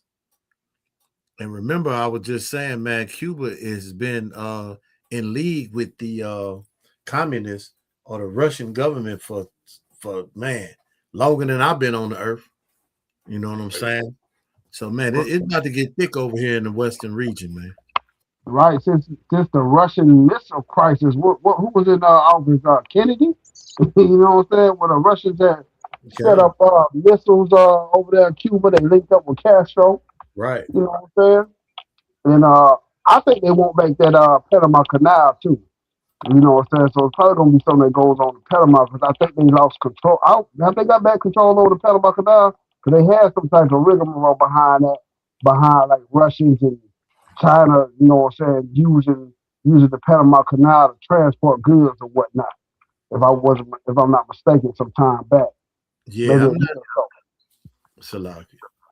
No, I'm not sure. That'd be an interesting thing to look up though. If America had gained control of Panama Canal, which I don't know. That'd be interesting to look up. You know what I'm saying? I got a hell of a scripture right here though, man. Seems like it's lining up with these end time prophecies, but I'm sure we can get into many more than just this one. Let me see if I can if y'all want to pull that up. It's gonna read Isaiah 50, probably starting at about Isaiah 50. 1 through 6. Want me to read it? Con. Now look, I might have a little difficulty. I don't know everything in it, but I know the basis of it. You All right, break down the basis. Con. So let's get it. The book of Isaiah, chapter 50, verse 1. Thus saith the Lord, where is the bill of your mother's divorce? No. I mean, Salaka, Jeremiah 50. My bad, Salaka. Jeremiah 50. Book of Jeremiah, chapter 50, and verse 1. The word that the Lord spake against Babylon and against the land of the Chaldeans by Jeremiah the prophet. The Chaldeans being the wise of Babylon. Babylon in these last days is the so-called Caucasus man, the Caucasian man. We ain't on TikTok tonight. You on TikTok also your side? Nah. The white man is the devil. You understand? So Babylon is the white man. You dig? Go ahead. Salakia, I wasn't on TikTok earlier for the Sabbath class. It felt good to say the white man is the devil. God. The YT man, I gotta get used to that. Yeah, we can't get no more strikes on that page, man. So yeah. You know what I'm saying? Also, Aitazah, Shalom, Yahweh Hashem Yahshua Barakatah. Hey, Shalom. Hey, you can say the pale man. You heard me? The pale man is the devil. Yeah, we ain't on TikTok tonight, though. I don't want. We saying the white man is the devil that the Bible speaks of. You know what I'm saying? So-called white man. So-called.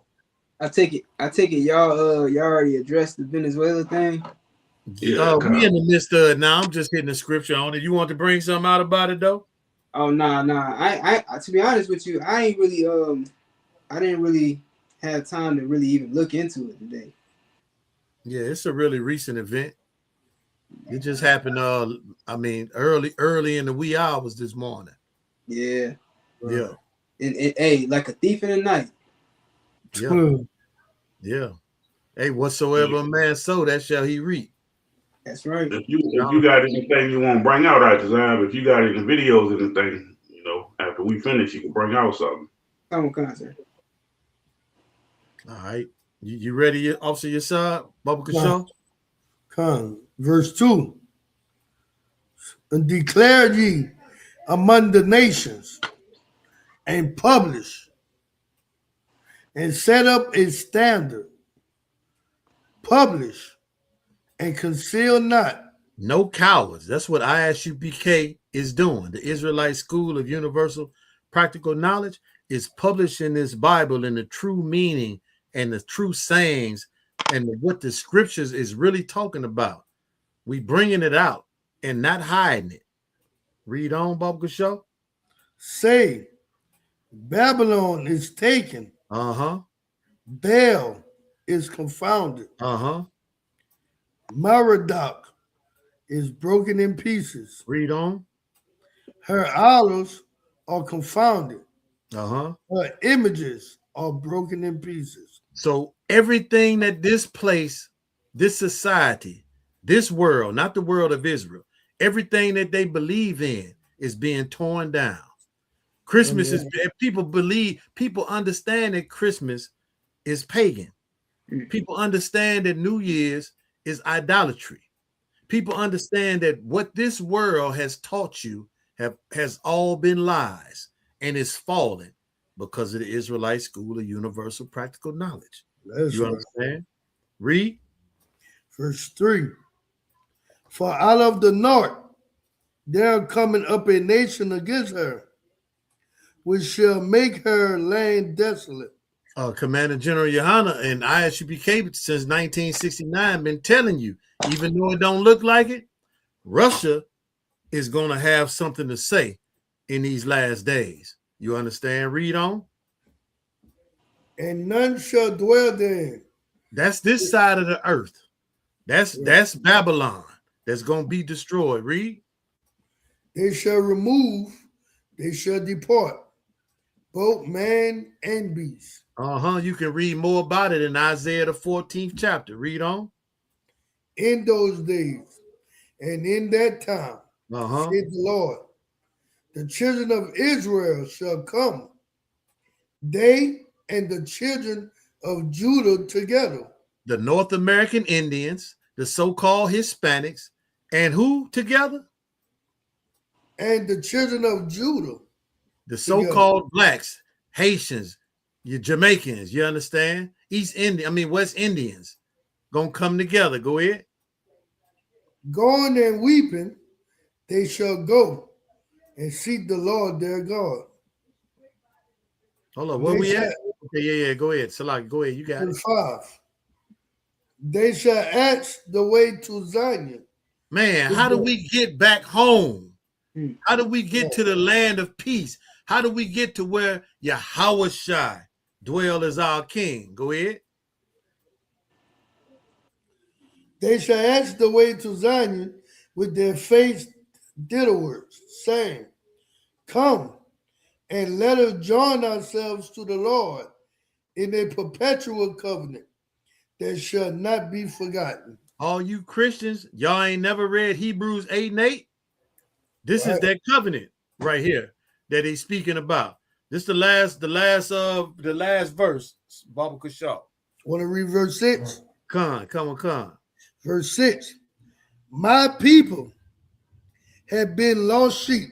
Everybody on this side of the earth, that's blacks, Native Americans, and Hispanics, we the lost sheep of the house of Israel that Christ gave his blood for, gave his life for. You understand? And it's time for us to come together and understand what's really in the scriptures. The Bible has nothing to do with your religion and what you have been taught. We are a nationality of people that the whole world hates and wants to take advantage of, to live off of, to put back into slavery and captivity. But by coming through Yahushua, we don't have to ever be that again. You understand? We can serve him and not this world. Read on, Bubba Show. My people have been lost sheep. Their shepherds have caused them to go astray. Your pastor ain't shit. Read.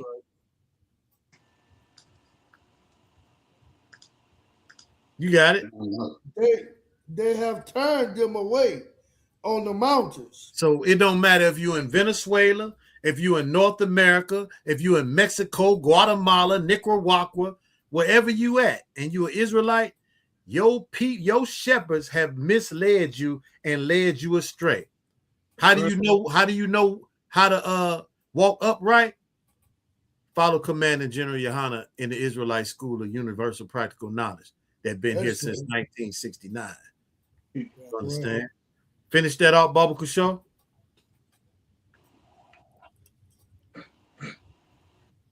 Have caused them to go astray. They have turned them away on the mountains. They have gone from mountain to hill.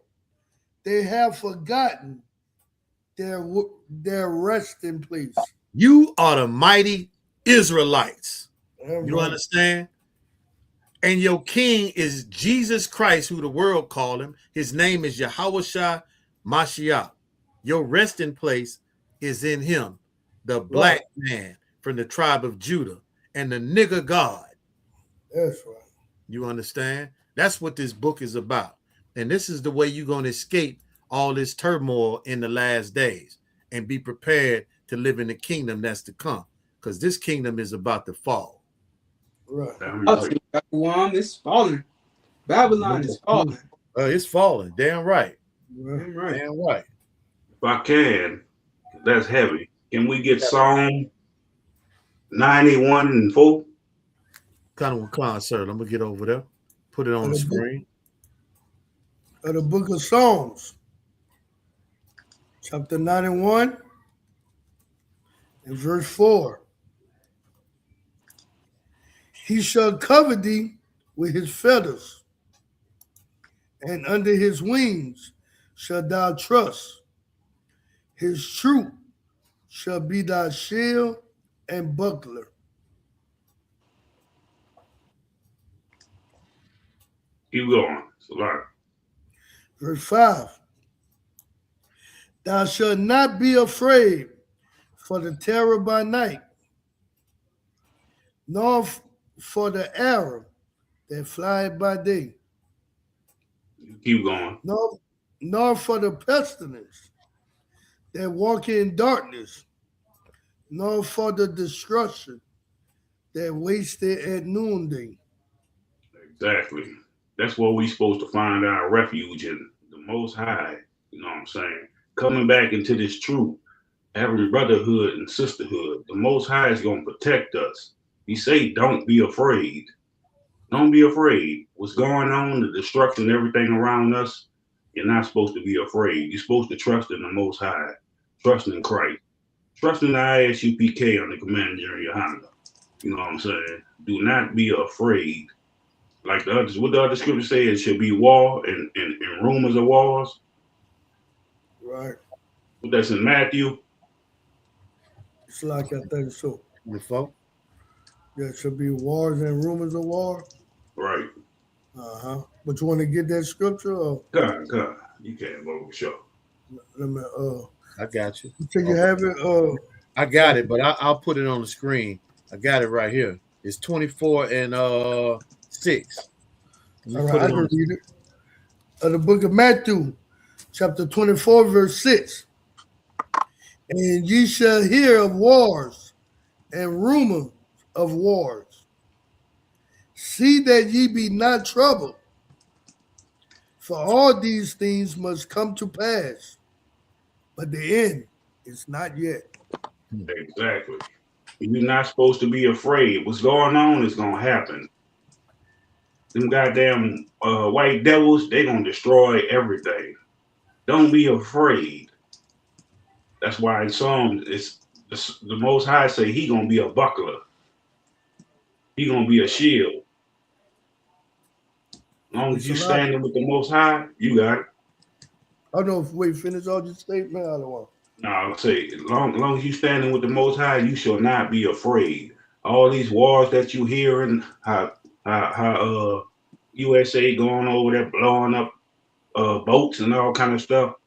You should not be afraid of that. You should not fear them. You should fear the Most High. He gonna fight for us when the time is right. You got it.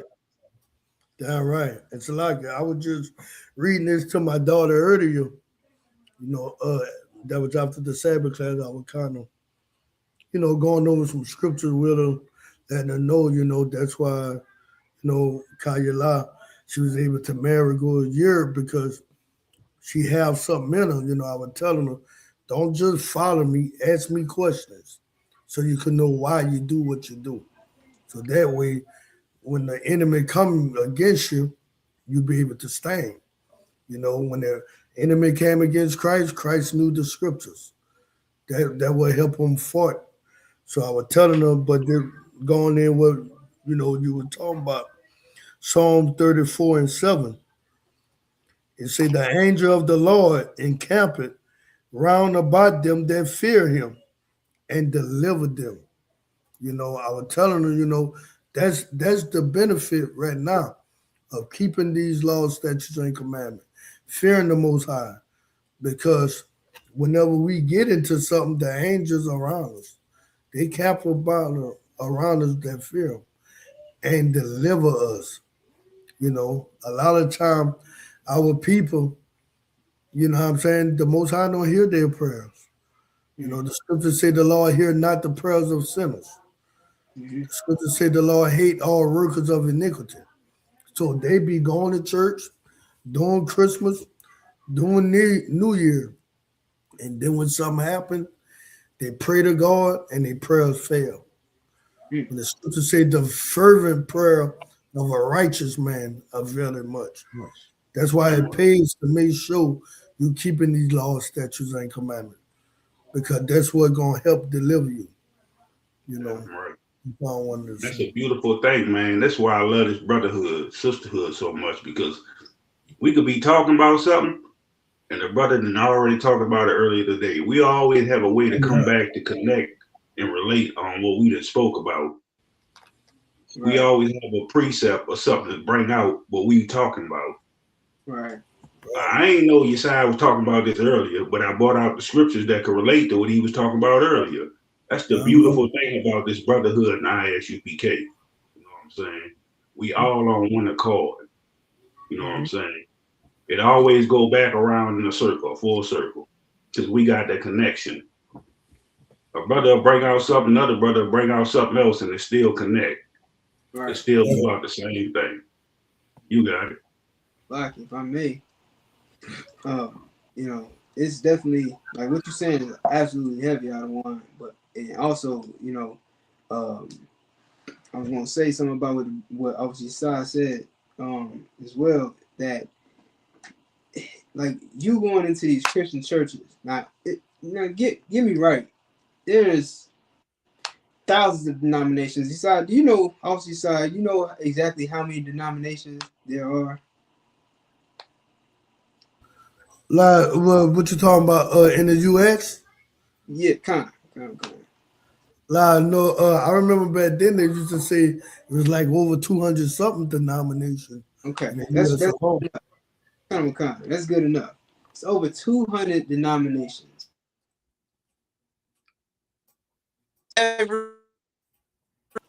Almost every black man. He went out. I'm sorry, it is out.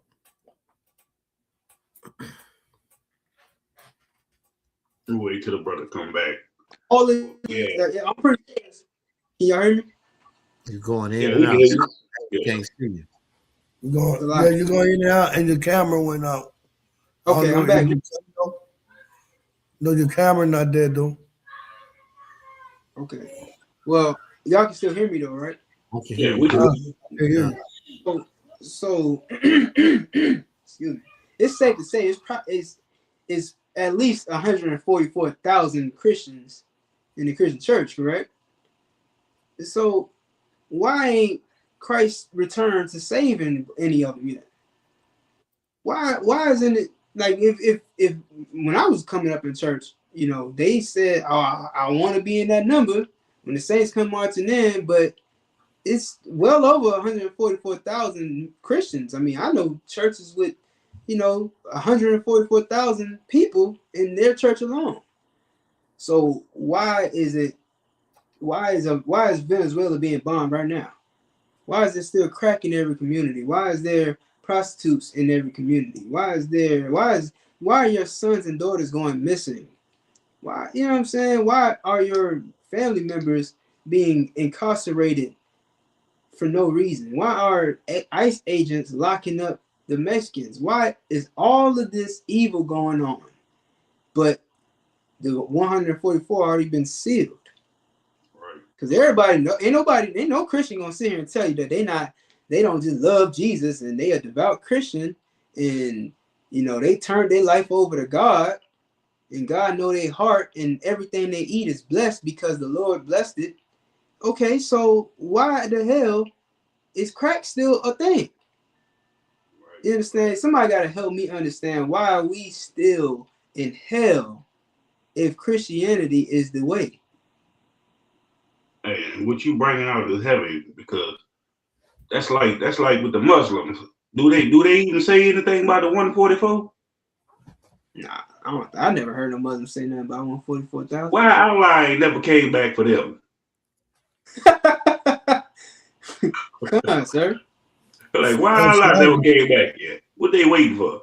Right. It's like the Muslims don't believe Allah coming back. They believe they have to do something, and then so they all this time they ain't did it yet. Yeah. Well, when they do it one by one, you know, when they strap them bombs on them, then they feel they'll go up and get them 70 virgins. Now that's 70 virgins. Now that's them Arab Muslims, them jihads and stuff. But these black Muslims ain't putting no damn bomb on their chest. Hell no. They ain't about to go out there.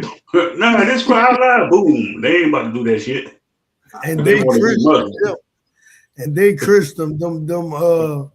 It's still even if they Christian, right? It's still 144 of them motherfuckers. Yeah. Allah still ain't came back for their ass yet either. Mm-hmm. Yeah, those that believe a little different, but it's something. Cause they say they follow Islam, but they shave their beards and wear the bow ties. And they sell you cigarettes and crack. And they don't eat pork, but they eat shrimp, crab, lobster. Now they don't eat pork, but you'll catch them eating a shrimp po' boy. Like, come on, man. They sit there and tell you, no, it's what they call it's haram. It's haram. Okay, well, why are you selling crack on the corner? Ain't crack haram? Mm-hmm. Ain't y'all supposed to be running? You say haram? Ain't they supposed to be running somewhere? No, they're supposed to be in hot salami and bacon. Yeah.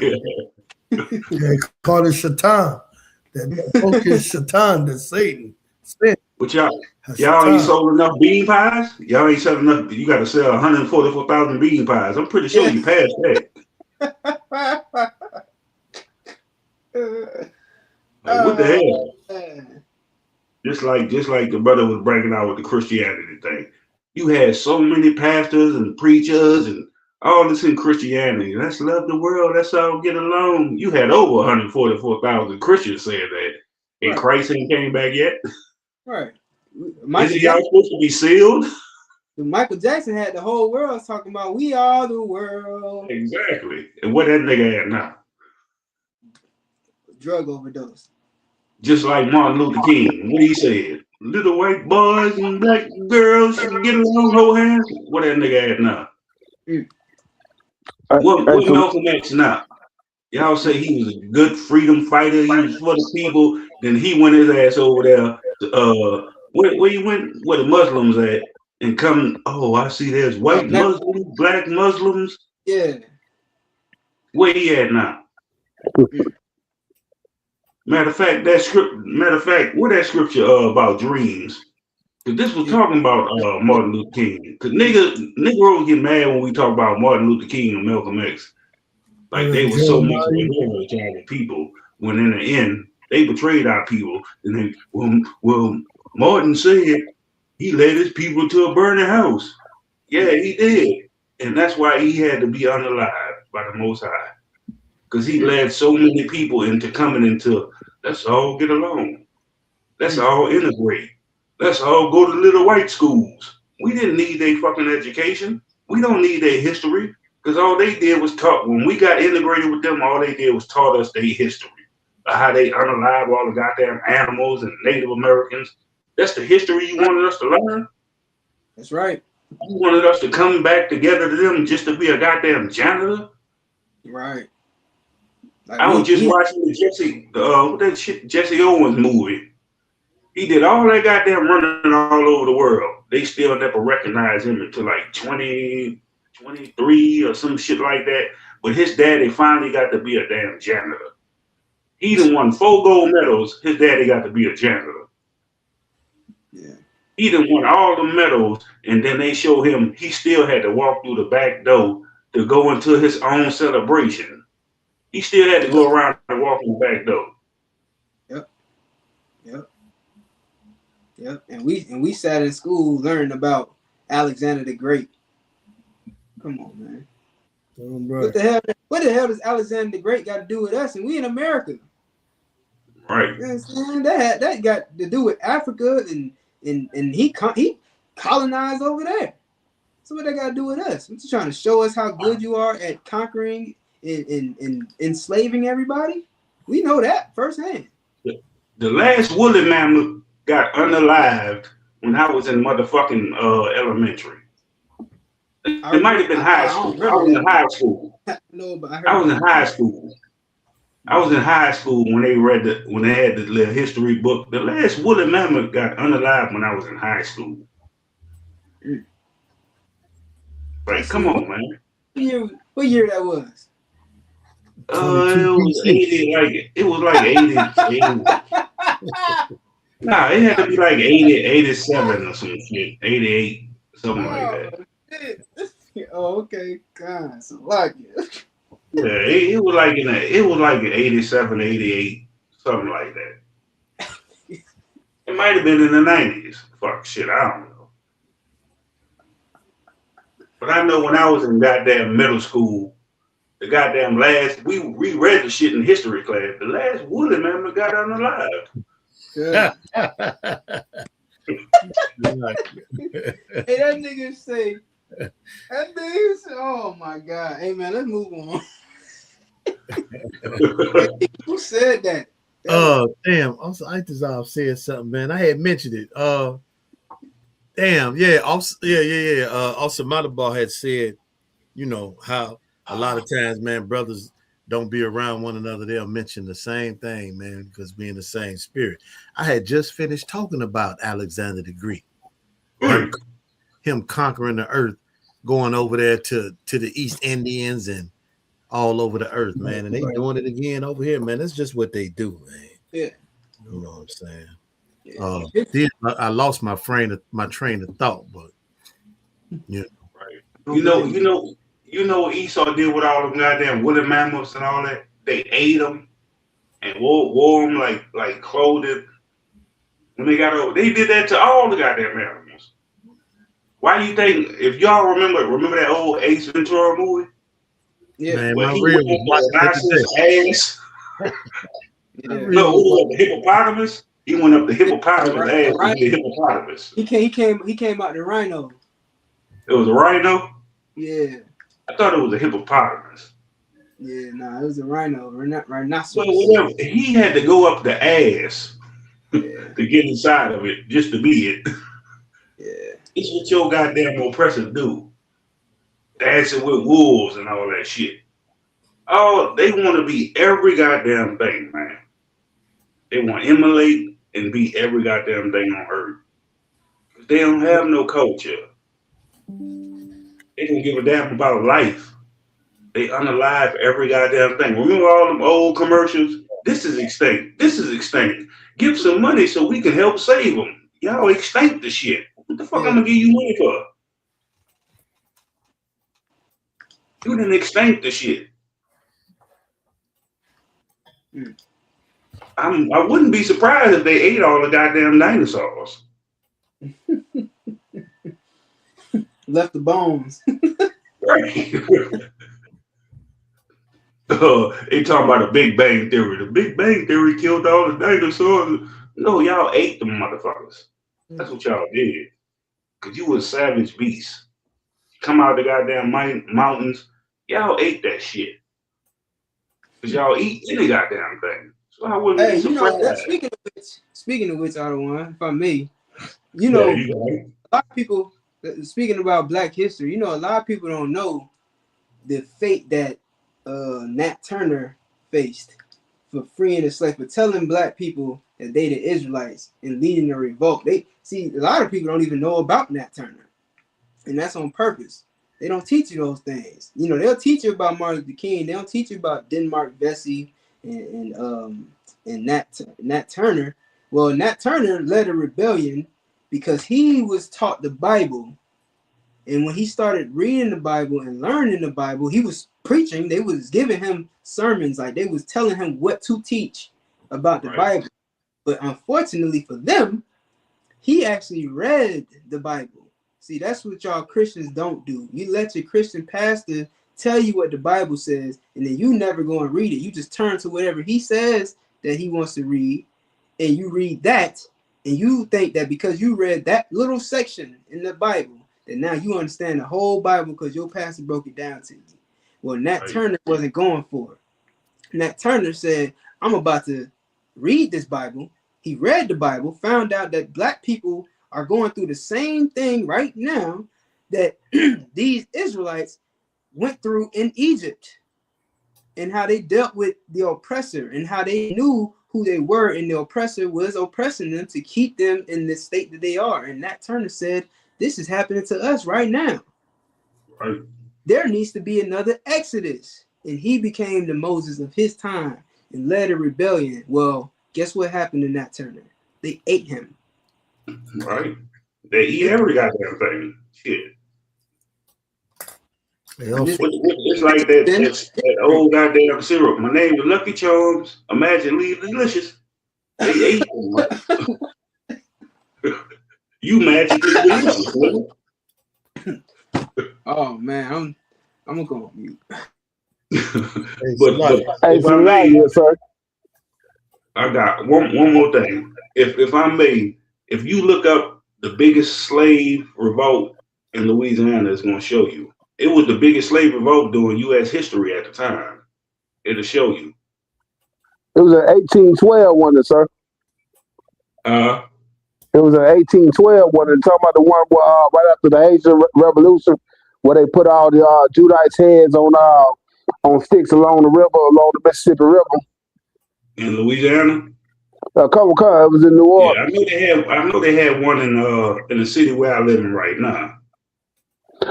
Yeah, I remember that it was right after the Haitian Revolution, because it was inspired by the Haitian Revolution.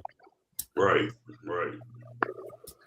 Like Negroes knew who they was, man, and that's why we was getting unalive. We didn't want to follow after these goddamn people.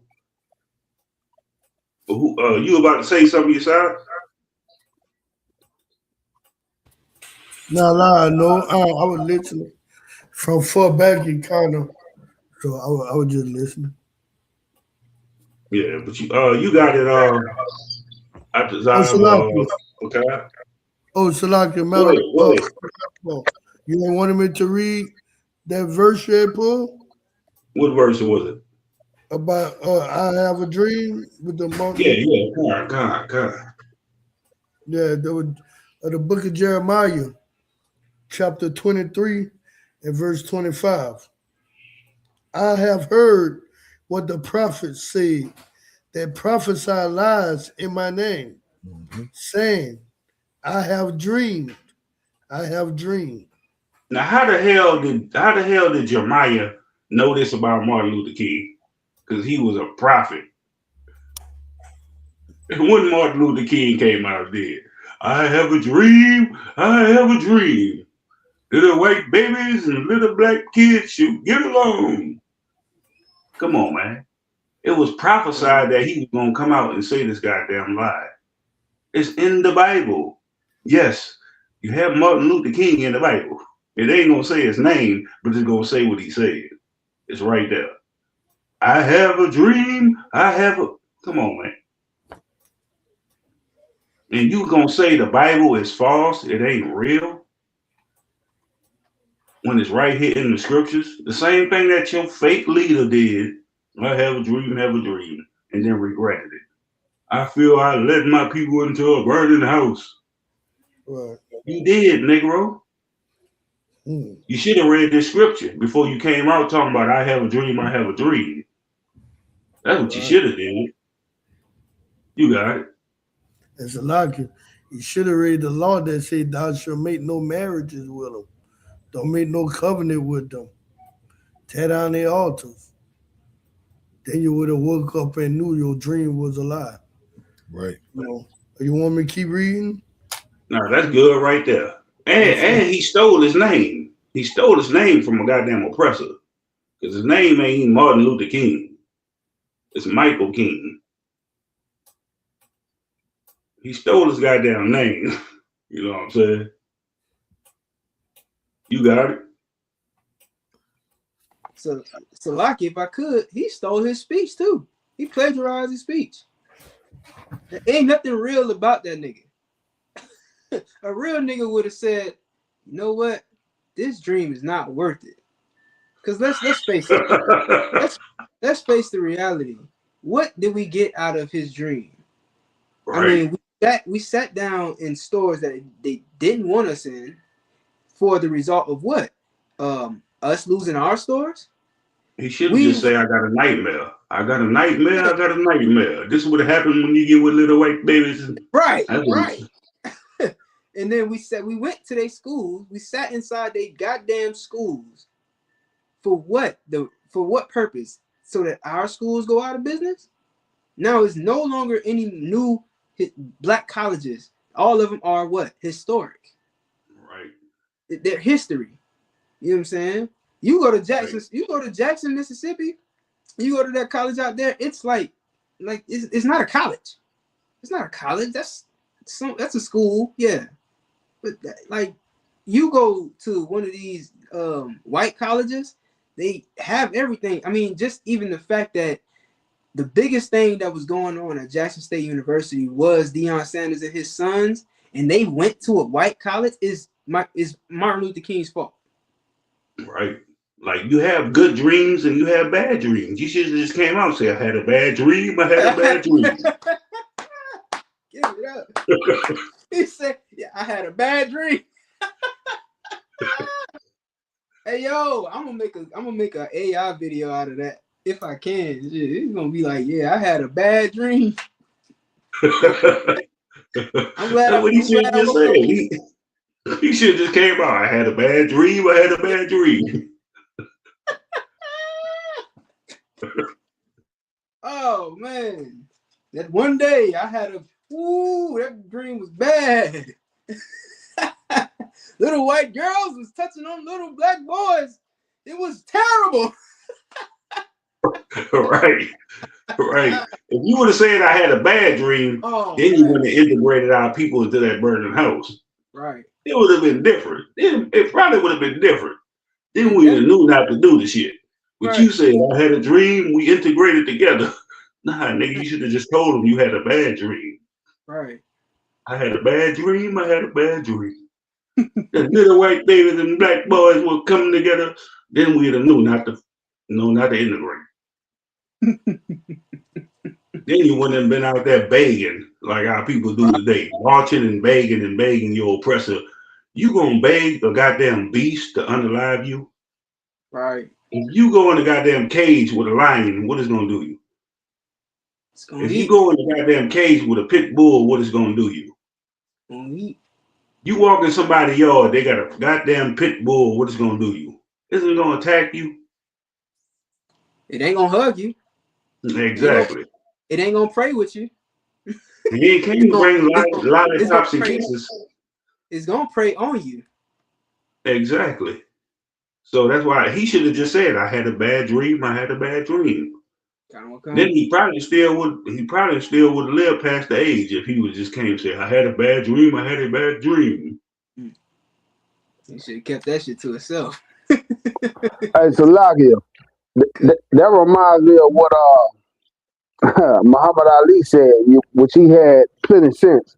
He said, if there's a group of snakes coming towards me, you think I'm going to take the time to pick out which one the poison is? And I'm just going to shut the door on all the snakes. You know what I'm saying? So, I mean, Martin Luther King, you know what I'm saying, he was having a dream about the good white people, so to speak, quote unquote. Muhammad Ali said, man, look, hey, it might be some good ones, man, but I'm just going to shut all of them out. I don't want to join with them. This is how you get all these false pastors and preachers out here. The same shit. They have the same dream. I have a dream that we all should get a. That's the same thing with your goddamn Christian pastors and your goddamn fake ass black leaders that want to march up and down the street and beg people to stop. You got to beg somebody not to unalive you. A nation of people. You got to beg them. I'm a man's too. You already know you're a man. Why is you begging them to tell you that you a goddamn man? Right. You know what you is. Now you gotta beg them. I'm a man too. I got rights too. They rights ain't got nothing to do with you. They only care about their rights. Their rights is unaliving you. Their rights is putting you in goddamn prison forever for a pair of socks or a candy bar. They rights is they judge and sitting in that goddamn courtroom judging you, and then Negroes turn around and say, y'all can't judge us. But you go to court and get judged by a goddamn judge. The Most High and Christ gonna judge you. But you always tell us when we tell you what you're doing wrong, you can't judge nobody. But you go to court and get judged. You don't tell that to the goddamn judge. You don't do that to the judge. You don't go to court and say, you can't judge me. I'm about to walk up out of here. Hell nah. Yeah. You take that judgment and then you sit on goddamn TV shows and AME and all that. I was wrong and I was judged righteous. They judged me the right way because I was wrong. But if we judge you, nigga, you can't tell me what to do. You right. You right. The Christian church taught him that. Salaki, somebody wanted to say something. My bad. Oh no, Salaki, yeah, I wanted to say. So Officer Metaball was saying they say you can't judge me. I just want to read Isaiah 58:1. It say, cry aloud, spare not, lift up thy voice like a trumpet, and show my people their transgressions, and the house of Jacob their sins. And that's what we do. We show our people their transgression and sins. That's all I wanted to say. I'm right. And that's a judgment. Even though you don't get the punishment, we still telling you about what you do. But when you sit in that goddamn white courthouse, the judge you and sentence your ass. Now you got a sentence. They give you life. They give you 10, 20 years, 30 years. They give you 100 and something years, 200 and something years. Even if your ass come back reincarnated, nigga, they still got years waiting for your ass. They gonna judge you. You go in their neighborhood, do any kind of thing, they gonna judge you. Even if it's somebody in your goddamn family, say somebody in your family unalive one of their goddamn people. It ain't you. You can never come in their goddamn neighborhood because they gonna still remember what your family member did. So they judging you. Nah, nigga, you. Whatever. So they still judging you. Even though you ain't like what your family member did. The police do that too. They circle around your streets, lock up your people, and then say, you gonna be just like them. That's why they terrorizing your goddamn neighborhood, to judge you too. If I could, and that it don't stop there, because once you get behind the walls, guess what? You got somebody, you got the police telling you what to do every day. Police gonna tell you when to take a shit, when to eat, when to go outside and play. He gonna tell you every aspect of your life is gonna be up to another man to decide. Right. But And you I want can't. you, But I can't tell no, you why you free. But I can't tell you why you free to keep God's commandments, because I'm judging you. Oh, all right. right. Even your parents couldn't tell you what to do, but you gonna do what the oppressor tell your ass to do in jail. Your Right. parent will tell you to stay out the streets. Don't sell drugs. Don't sleep with whores. Don't go unalive nobody. But then when you go to jail and that oppressor standing over you, spread your legs. To You could take a shower this time, bedtime, cut off the TV on your ass, all kind of shit. You gonna listen to that, but you ain't want to listen to your parents. You ain't want to listen to the truth. Oh, you niggas can't tell me nothing. Only God could judge me. Y'all niggas keep that Tupac song in your head so goddamn much that you won't even listen to your own goddamn parents. But you'll go to court and listen to the judge. You'll listen to the police when he tell you freeze. Niggas, freeze up. Freeze up. Now, if you in the goddamn neighborhood shooting at each other and the brother say, stop, freeze, you ain't gonna freeze. You gonna keep busting on him. pause. You gonna keep shooting, blah, blah, till you unalive one another.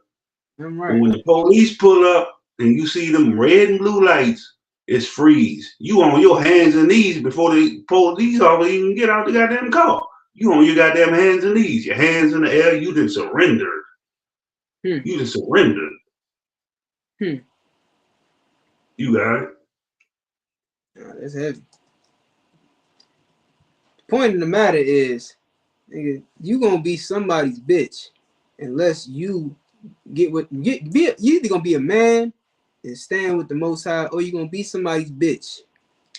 Cause either way, whether you one of the prison mates bitches or you the cops bitch, you gonna be somebody's bitch up in there. You know what I mean? And that's not the life we want for you. Now, are there brothers inside those walls who ain't no bitches? Hell yeah. And a lot of them, a majority of them, in the UPK. You understand? Found the Most High and said, you know what? I'm not gonna let this be my defining moment. I'm not gonna let me being in this prison cell in this yard be my defining moment. I'm gonna build myself and build this sanctuary behind these walls. Them niggas rather go to jail. They rather go to jail and get raped by another man that look like them and make them a bitch. Well, nigga, you could have been out living life. Sir, if I may, as well, that's why it's very important, man, that y'all get in contact with the ISUPK prison department, man. You understand? If you got loved ones behind those walls, if you behind the walls and you listening to this podcast, man, call the ISUPK. Get in class. You understand? Get in those classes and hell, raise up the yard, man. Get them brothers. It's a lot of brothers in them prisons that are there on false pretenses. You know what I'm saying? I'm not saying all of them are. Plenty are guilty. They know what they did. They did what they did. And now this can be your opportunity to save them brothers' lives. This can be your opportunity to save your life. Get in class, man. You know what I mean? In this fold. Let's get this key. You see what's going on. You ain't missing nothing behind the walls. You ain't missing nothing. This place is going to hell in a handbasket. You understand? So you ain't missing nothing. Raise up them brothers in that yard, man. Right. Don't wait till you go to jail, then there's somebody to take your ass. Don't wait to go to jail to want to be an ass taker. Just don't do it, brother. Just ain't no man should be penetrating no other man. Brother, you got your hand every day. You got your 5 fingers. Why do you want to go to jail and take a man ass, but you was thugged out on the streets? Come on, man. Don't follow goddamn oppressor and then turn into, I want to be a homosexual now. You gonna go to jail, now you want to take ass. You know, I heard about that teardrop that they do. I heard that teardrop mean if it's on the right side, it mean they took it. And if it's on the left side and they gave it. Shit, I don't know, man. I ain't even into no ass taking. I heard that the real teardrop The real teardrop is because they cried for being a bitch or something like, or making somebody their bitch. Yeah, man. But they came out, when the gangsters came out of prison, they said they made up a story like, oh yeah, this represent how many niggas I killed in there. You killed niggas in prison, but you out. You free. I don't believe it. So then explain to me how you got this teardrop. You killed the nigga in prison, but they let you go? I don't know, man. Ain't no way you should be no grown ass man your whole life on the streets banging and selling drugs and all this unaliving, having hundreds of women, then you go to jail, now you want man ass. Come on, man. And you can get conjugal visits. Like, how's a female come up in there, you know what I'm saying? I guess everybody can't get conjugal visits, but it's possible, right? Am I tripping? Listen, I'm probably exposing myself because I don't know how I go down in prison. Shit, most time I spend in any jail is about 2 days. I'm gonna just tell you. So I don't really know how I go down in prison, but I hear a lot about these conjugal visits. And I'm thinking, man, in my head, if I get conjugal visits, I'm getting me a woman to come up in this prison so we can do something. I don't know. I don't know nothing about it. Somebody tell me. How you gonna sit in jail and prey on another nigga? That's crazy. I'm gonna prey on this nigga because he weak and something. You know how many saw weak niggas in the streets that ain't about the life that they say they about, or trying to emulate and be tough and gangster? You gonna take their ass because they not? Like, that's wild. Something is wrong with you, brother, mentally. Something is wrong with you, but you don't want to penetrate another man. And then you turn around and try to be tough and hard like you ain't no homosexual. Nigga, you was a homosexual too. Cause you just great the nigga. You great the nigga. You wanted some butt, man butt. Homo. You wanted man butt. Yeah, and that's you the whole other nigga life upside down over a piece of asshole. Nigga, you got your 5 fingers. Pamela. Obviously, sorry, you about to say something? Yeah, no, I was going to say the conjugal visits in prison, they are not permitted in federal prisons. And only 4 U.S. states currently allow some form of private family visit for eligible inmates: California, Connecticut, New York, and Washington, which is something Esau show how much of a fornicator he is. Because he'll put a brother in there for so much of years, but don't even want him to be able to get conjugal visit with his Yeah, exactly. And because he really want to promote that. Exactly. That's what he try to promote, you know what I'm saying? That's how much of a devil he is. Right. Yeah, because Esau don't want him to see his woman. Esau want him to turn another nigga out. You know what? I can't see my woman. I'm about to get some man ass. Yeah. What the fuck? Like it should be part of. It should be now. Okay, maybe. Nah, I don't even want to give him that pass. Like you got a man in prison for years. Like he needs to get that type of release. He gotta get that. He gotta have it. You know what I'm saying? So you giving him 2 different options. Either he gonna take it from another man, or he gonna get it, or he could get it from that woman. Like, why are you taking that option away from him? And the man do not. Hey, listen, I hear what you're saying, other one, but a man do not want to use his hand for 5-10 years. You don't want to do that.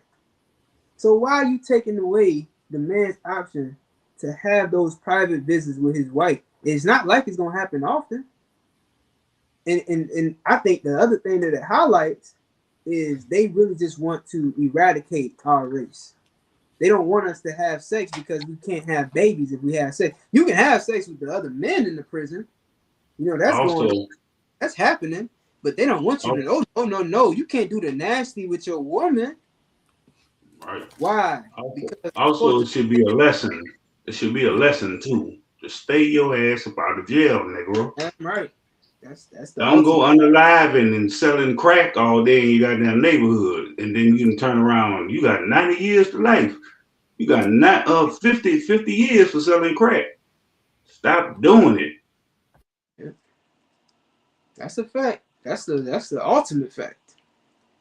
Shit, if you never go to prison, you never got to experience it. My dad went to prison, right? You know what I'm saying? My dad, made some bad decisions in his life. And he told me and my little brother, I made all the bad decisions for y'all, so y'all ain't gotta ever make these decisions yourselves. You know what I'm saying? Learn from my consequences. That's what he told him when we go to visit. That's damn that he told us that every time we visit him. You see where I'm at? I don't ever want to see you in here. And that stuck with me. You feel me? Now, of course, I still did some shit because when you a kid, you gonna learn on your own. And so I did learn some shit on my own, but it didn't take me long to realize, okay, this ain't what I want to do. You know what I mean? And thank the Lord, I found the truth soon after, you know what I'm saying, my first encounter with like being locked up. You know what I'm saying? Like I done got into some shit where I was arrested for trespassing when I was a kid and shit, but that juvenile shit, that shit go away. But when I became an adult and then they tried to put me in the fucking state penitentiary and shit, I'm like, hey, no, nah, I ain't doing this. You know what I'm saying? So, I mean, I'm thankful to have a father who, I mean, even though realistically, fathers, y'all got to be the example. Y'all got to live the example y'all want y'all kids to be.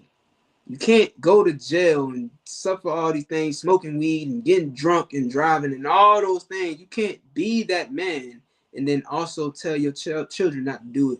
You're a hypocrite. You make yourself That's the same thing. That's the same thing with the fake holidays, man. That's the same thing with Christmas. They tell their kids, "Oh, it's not for me. I'm just doing it for the kids." Yeah. And then you get mad when you don't get a gift. Right. Then you blow up when you don't get a gift. You being a goddamn hypocrite. You lie to your kids when you tell them, "Hey, don't lie to me," but you lie to them and say Santa Claus came down the chimney. Most Negroes don't have a goddamn chimney. So what you tell them then? Santa Claus broke in the front door. Like, what the hell is you talking about? You're still lying to your goddamn child when you tell them, "Hey, Santa Claus left you these presents." That's why they always gonna worship the oppressor. They gonna think the oppressors don't. You know what? The oppressor better than mama and daddy. But look at all the gifts the oppressor got me. An Xbox. I've been asking mama for the whole year. Mom, can you give me an Xbox? Nah, nigga, go sit your ass down. And then one day of the year, he get the Xbox. He gonna look at the oppressor like the oppressor, the one gave me the Xbox and saved me. The oppressor, the one that bought me clothes. When your mama or daddy sat there all year busting their ass to get it for you, and they too coward enough to say, "I got this for you," they give a credit to the goddamn white man. That's the crazy part. But you tell your kids, don't lie. Don't you ever lie to me. And you turn around and lie to your kids. A rabbit came laid eggs. That's crazy. Yeah.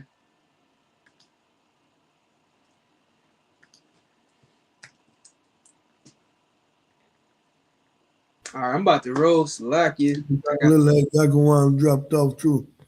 Yeah, we over the hour mark. It was over 2 hours. So you want me to close your eye? I don't want y'all have something else to say. Nah, you go ahead. You know, if y'all finish, you know what I'm saying, we can wrap it up. You know what I'm saying? All right. I want to say shalom. Yahweh Shem Yahweh Shabbat Thumb to the brothers.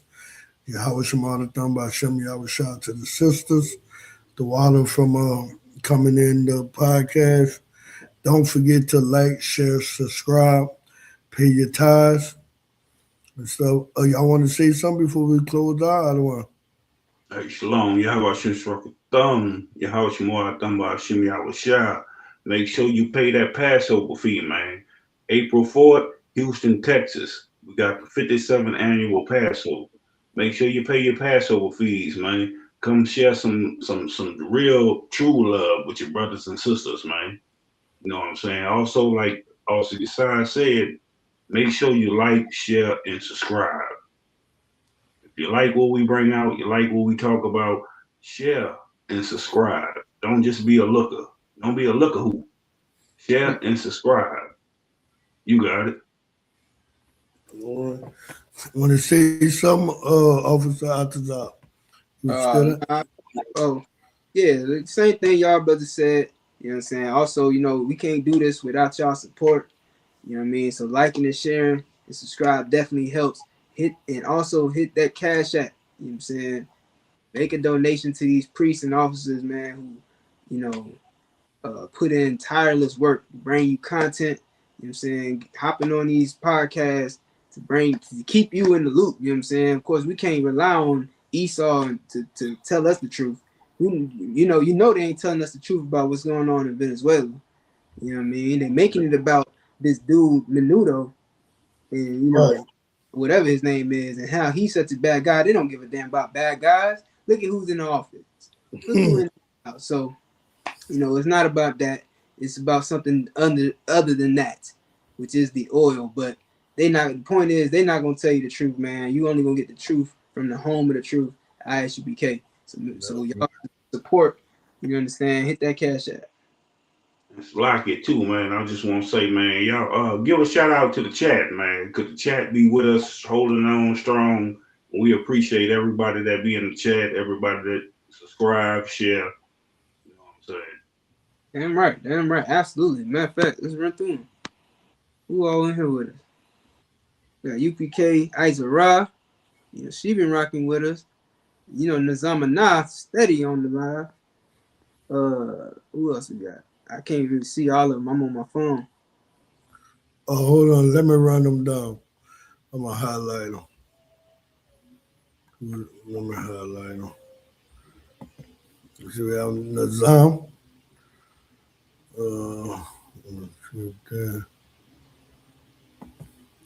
So we got Asha, Makara. Yeah.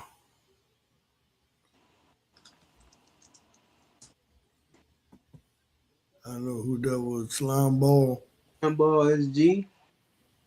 What's going on? That's a brother. Oh, all right. Slime Ball. So we got my real, my ya. Hey, what's going on, sis? So we got my other real, Raka. Most High Christ, sis. What's up with you? And we still got, I was about to let Officer Picard speak. He checked in too, but he on that, Officer Picard. We got Trooper Gabal Yala. That's my son. Damn right. Mighty. We got Alexis Hernandez. Okay, Alexis Hernandez. What's going on? Alex? Oh, yeah, Dave. Oh, no. I thought it was Alex is Hernandez since I seen him. But Hey. Alexis, what's that? That's a man name too? Yeah, trust me. Yeah, I met a man named Ashley before, so I ain't surprised. Yeah. Ashley is a man name. I don't know, nigga. My sister named Alexis, so I don't. Yeah, Alexis. I never know. But Ashley, like you say, I do know that. Yeah. We got 211, Deshaun. Yeah, what's going on? You say that's right. UPK, Azara. Shalom, sis. I'm right, man. So if y'all trying to be a part of this troop, man, make sure y'all get in contact with the school, ISUPK, Louisiana. You know what I'm saying? Don't just, like I say, don't just sit on the sidelines and be somebody just like what you hear. Come be a part of it. You know what I'm saying? Right. You want to say something, Officer Picard? No, I ain't want to say no, man, but shalom, Lord Christ, and y'all just stay tuned, man. You know what I'm saying? Lock in. Shalom, Lord Christ. Yeah. All right, y'all. Y'all. All right, so with that, we're going to say Shalom Yahweh Bashem Yahshabarakathon to the brothers. Yahweh Shemalathon Bashem Yahweh Shah to the sister. Kwam Yashalom. Kwam Yashalom. Yashalom. Shalom, Israel. It's that time again. The ISUPK, under Commanding General Yahana, presents the Lord's 57th Annual Passover. That's right, the Lord's 57th Annual Passover, April 4th, 2026, in Houston, Texas. All black Hispanics and Native Americans are commanded to observe the Lord's Passover. This will be the biggest Passover to date. You do not want to miss this. Fresh lamb, fresh wine, and bitter herbs as commanded by the Most High. Only $200 per person, ages 17 and up. The biggest event of the year. There is only one Passover, and it's under Commanding General Yahana. See you there, Israel. Shalom. Nobody else there to compare to. Train for war, men of war, and war like apparel. Prefer our leaders, can't get between us. Watch where you stepping.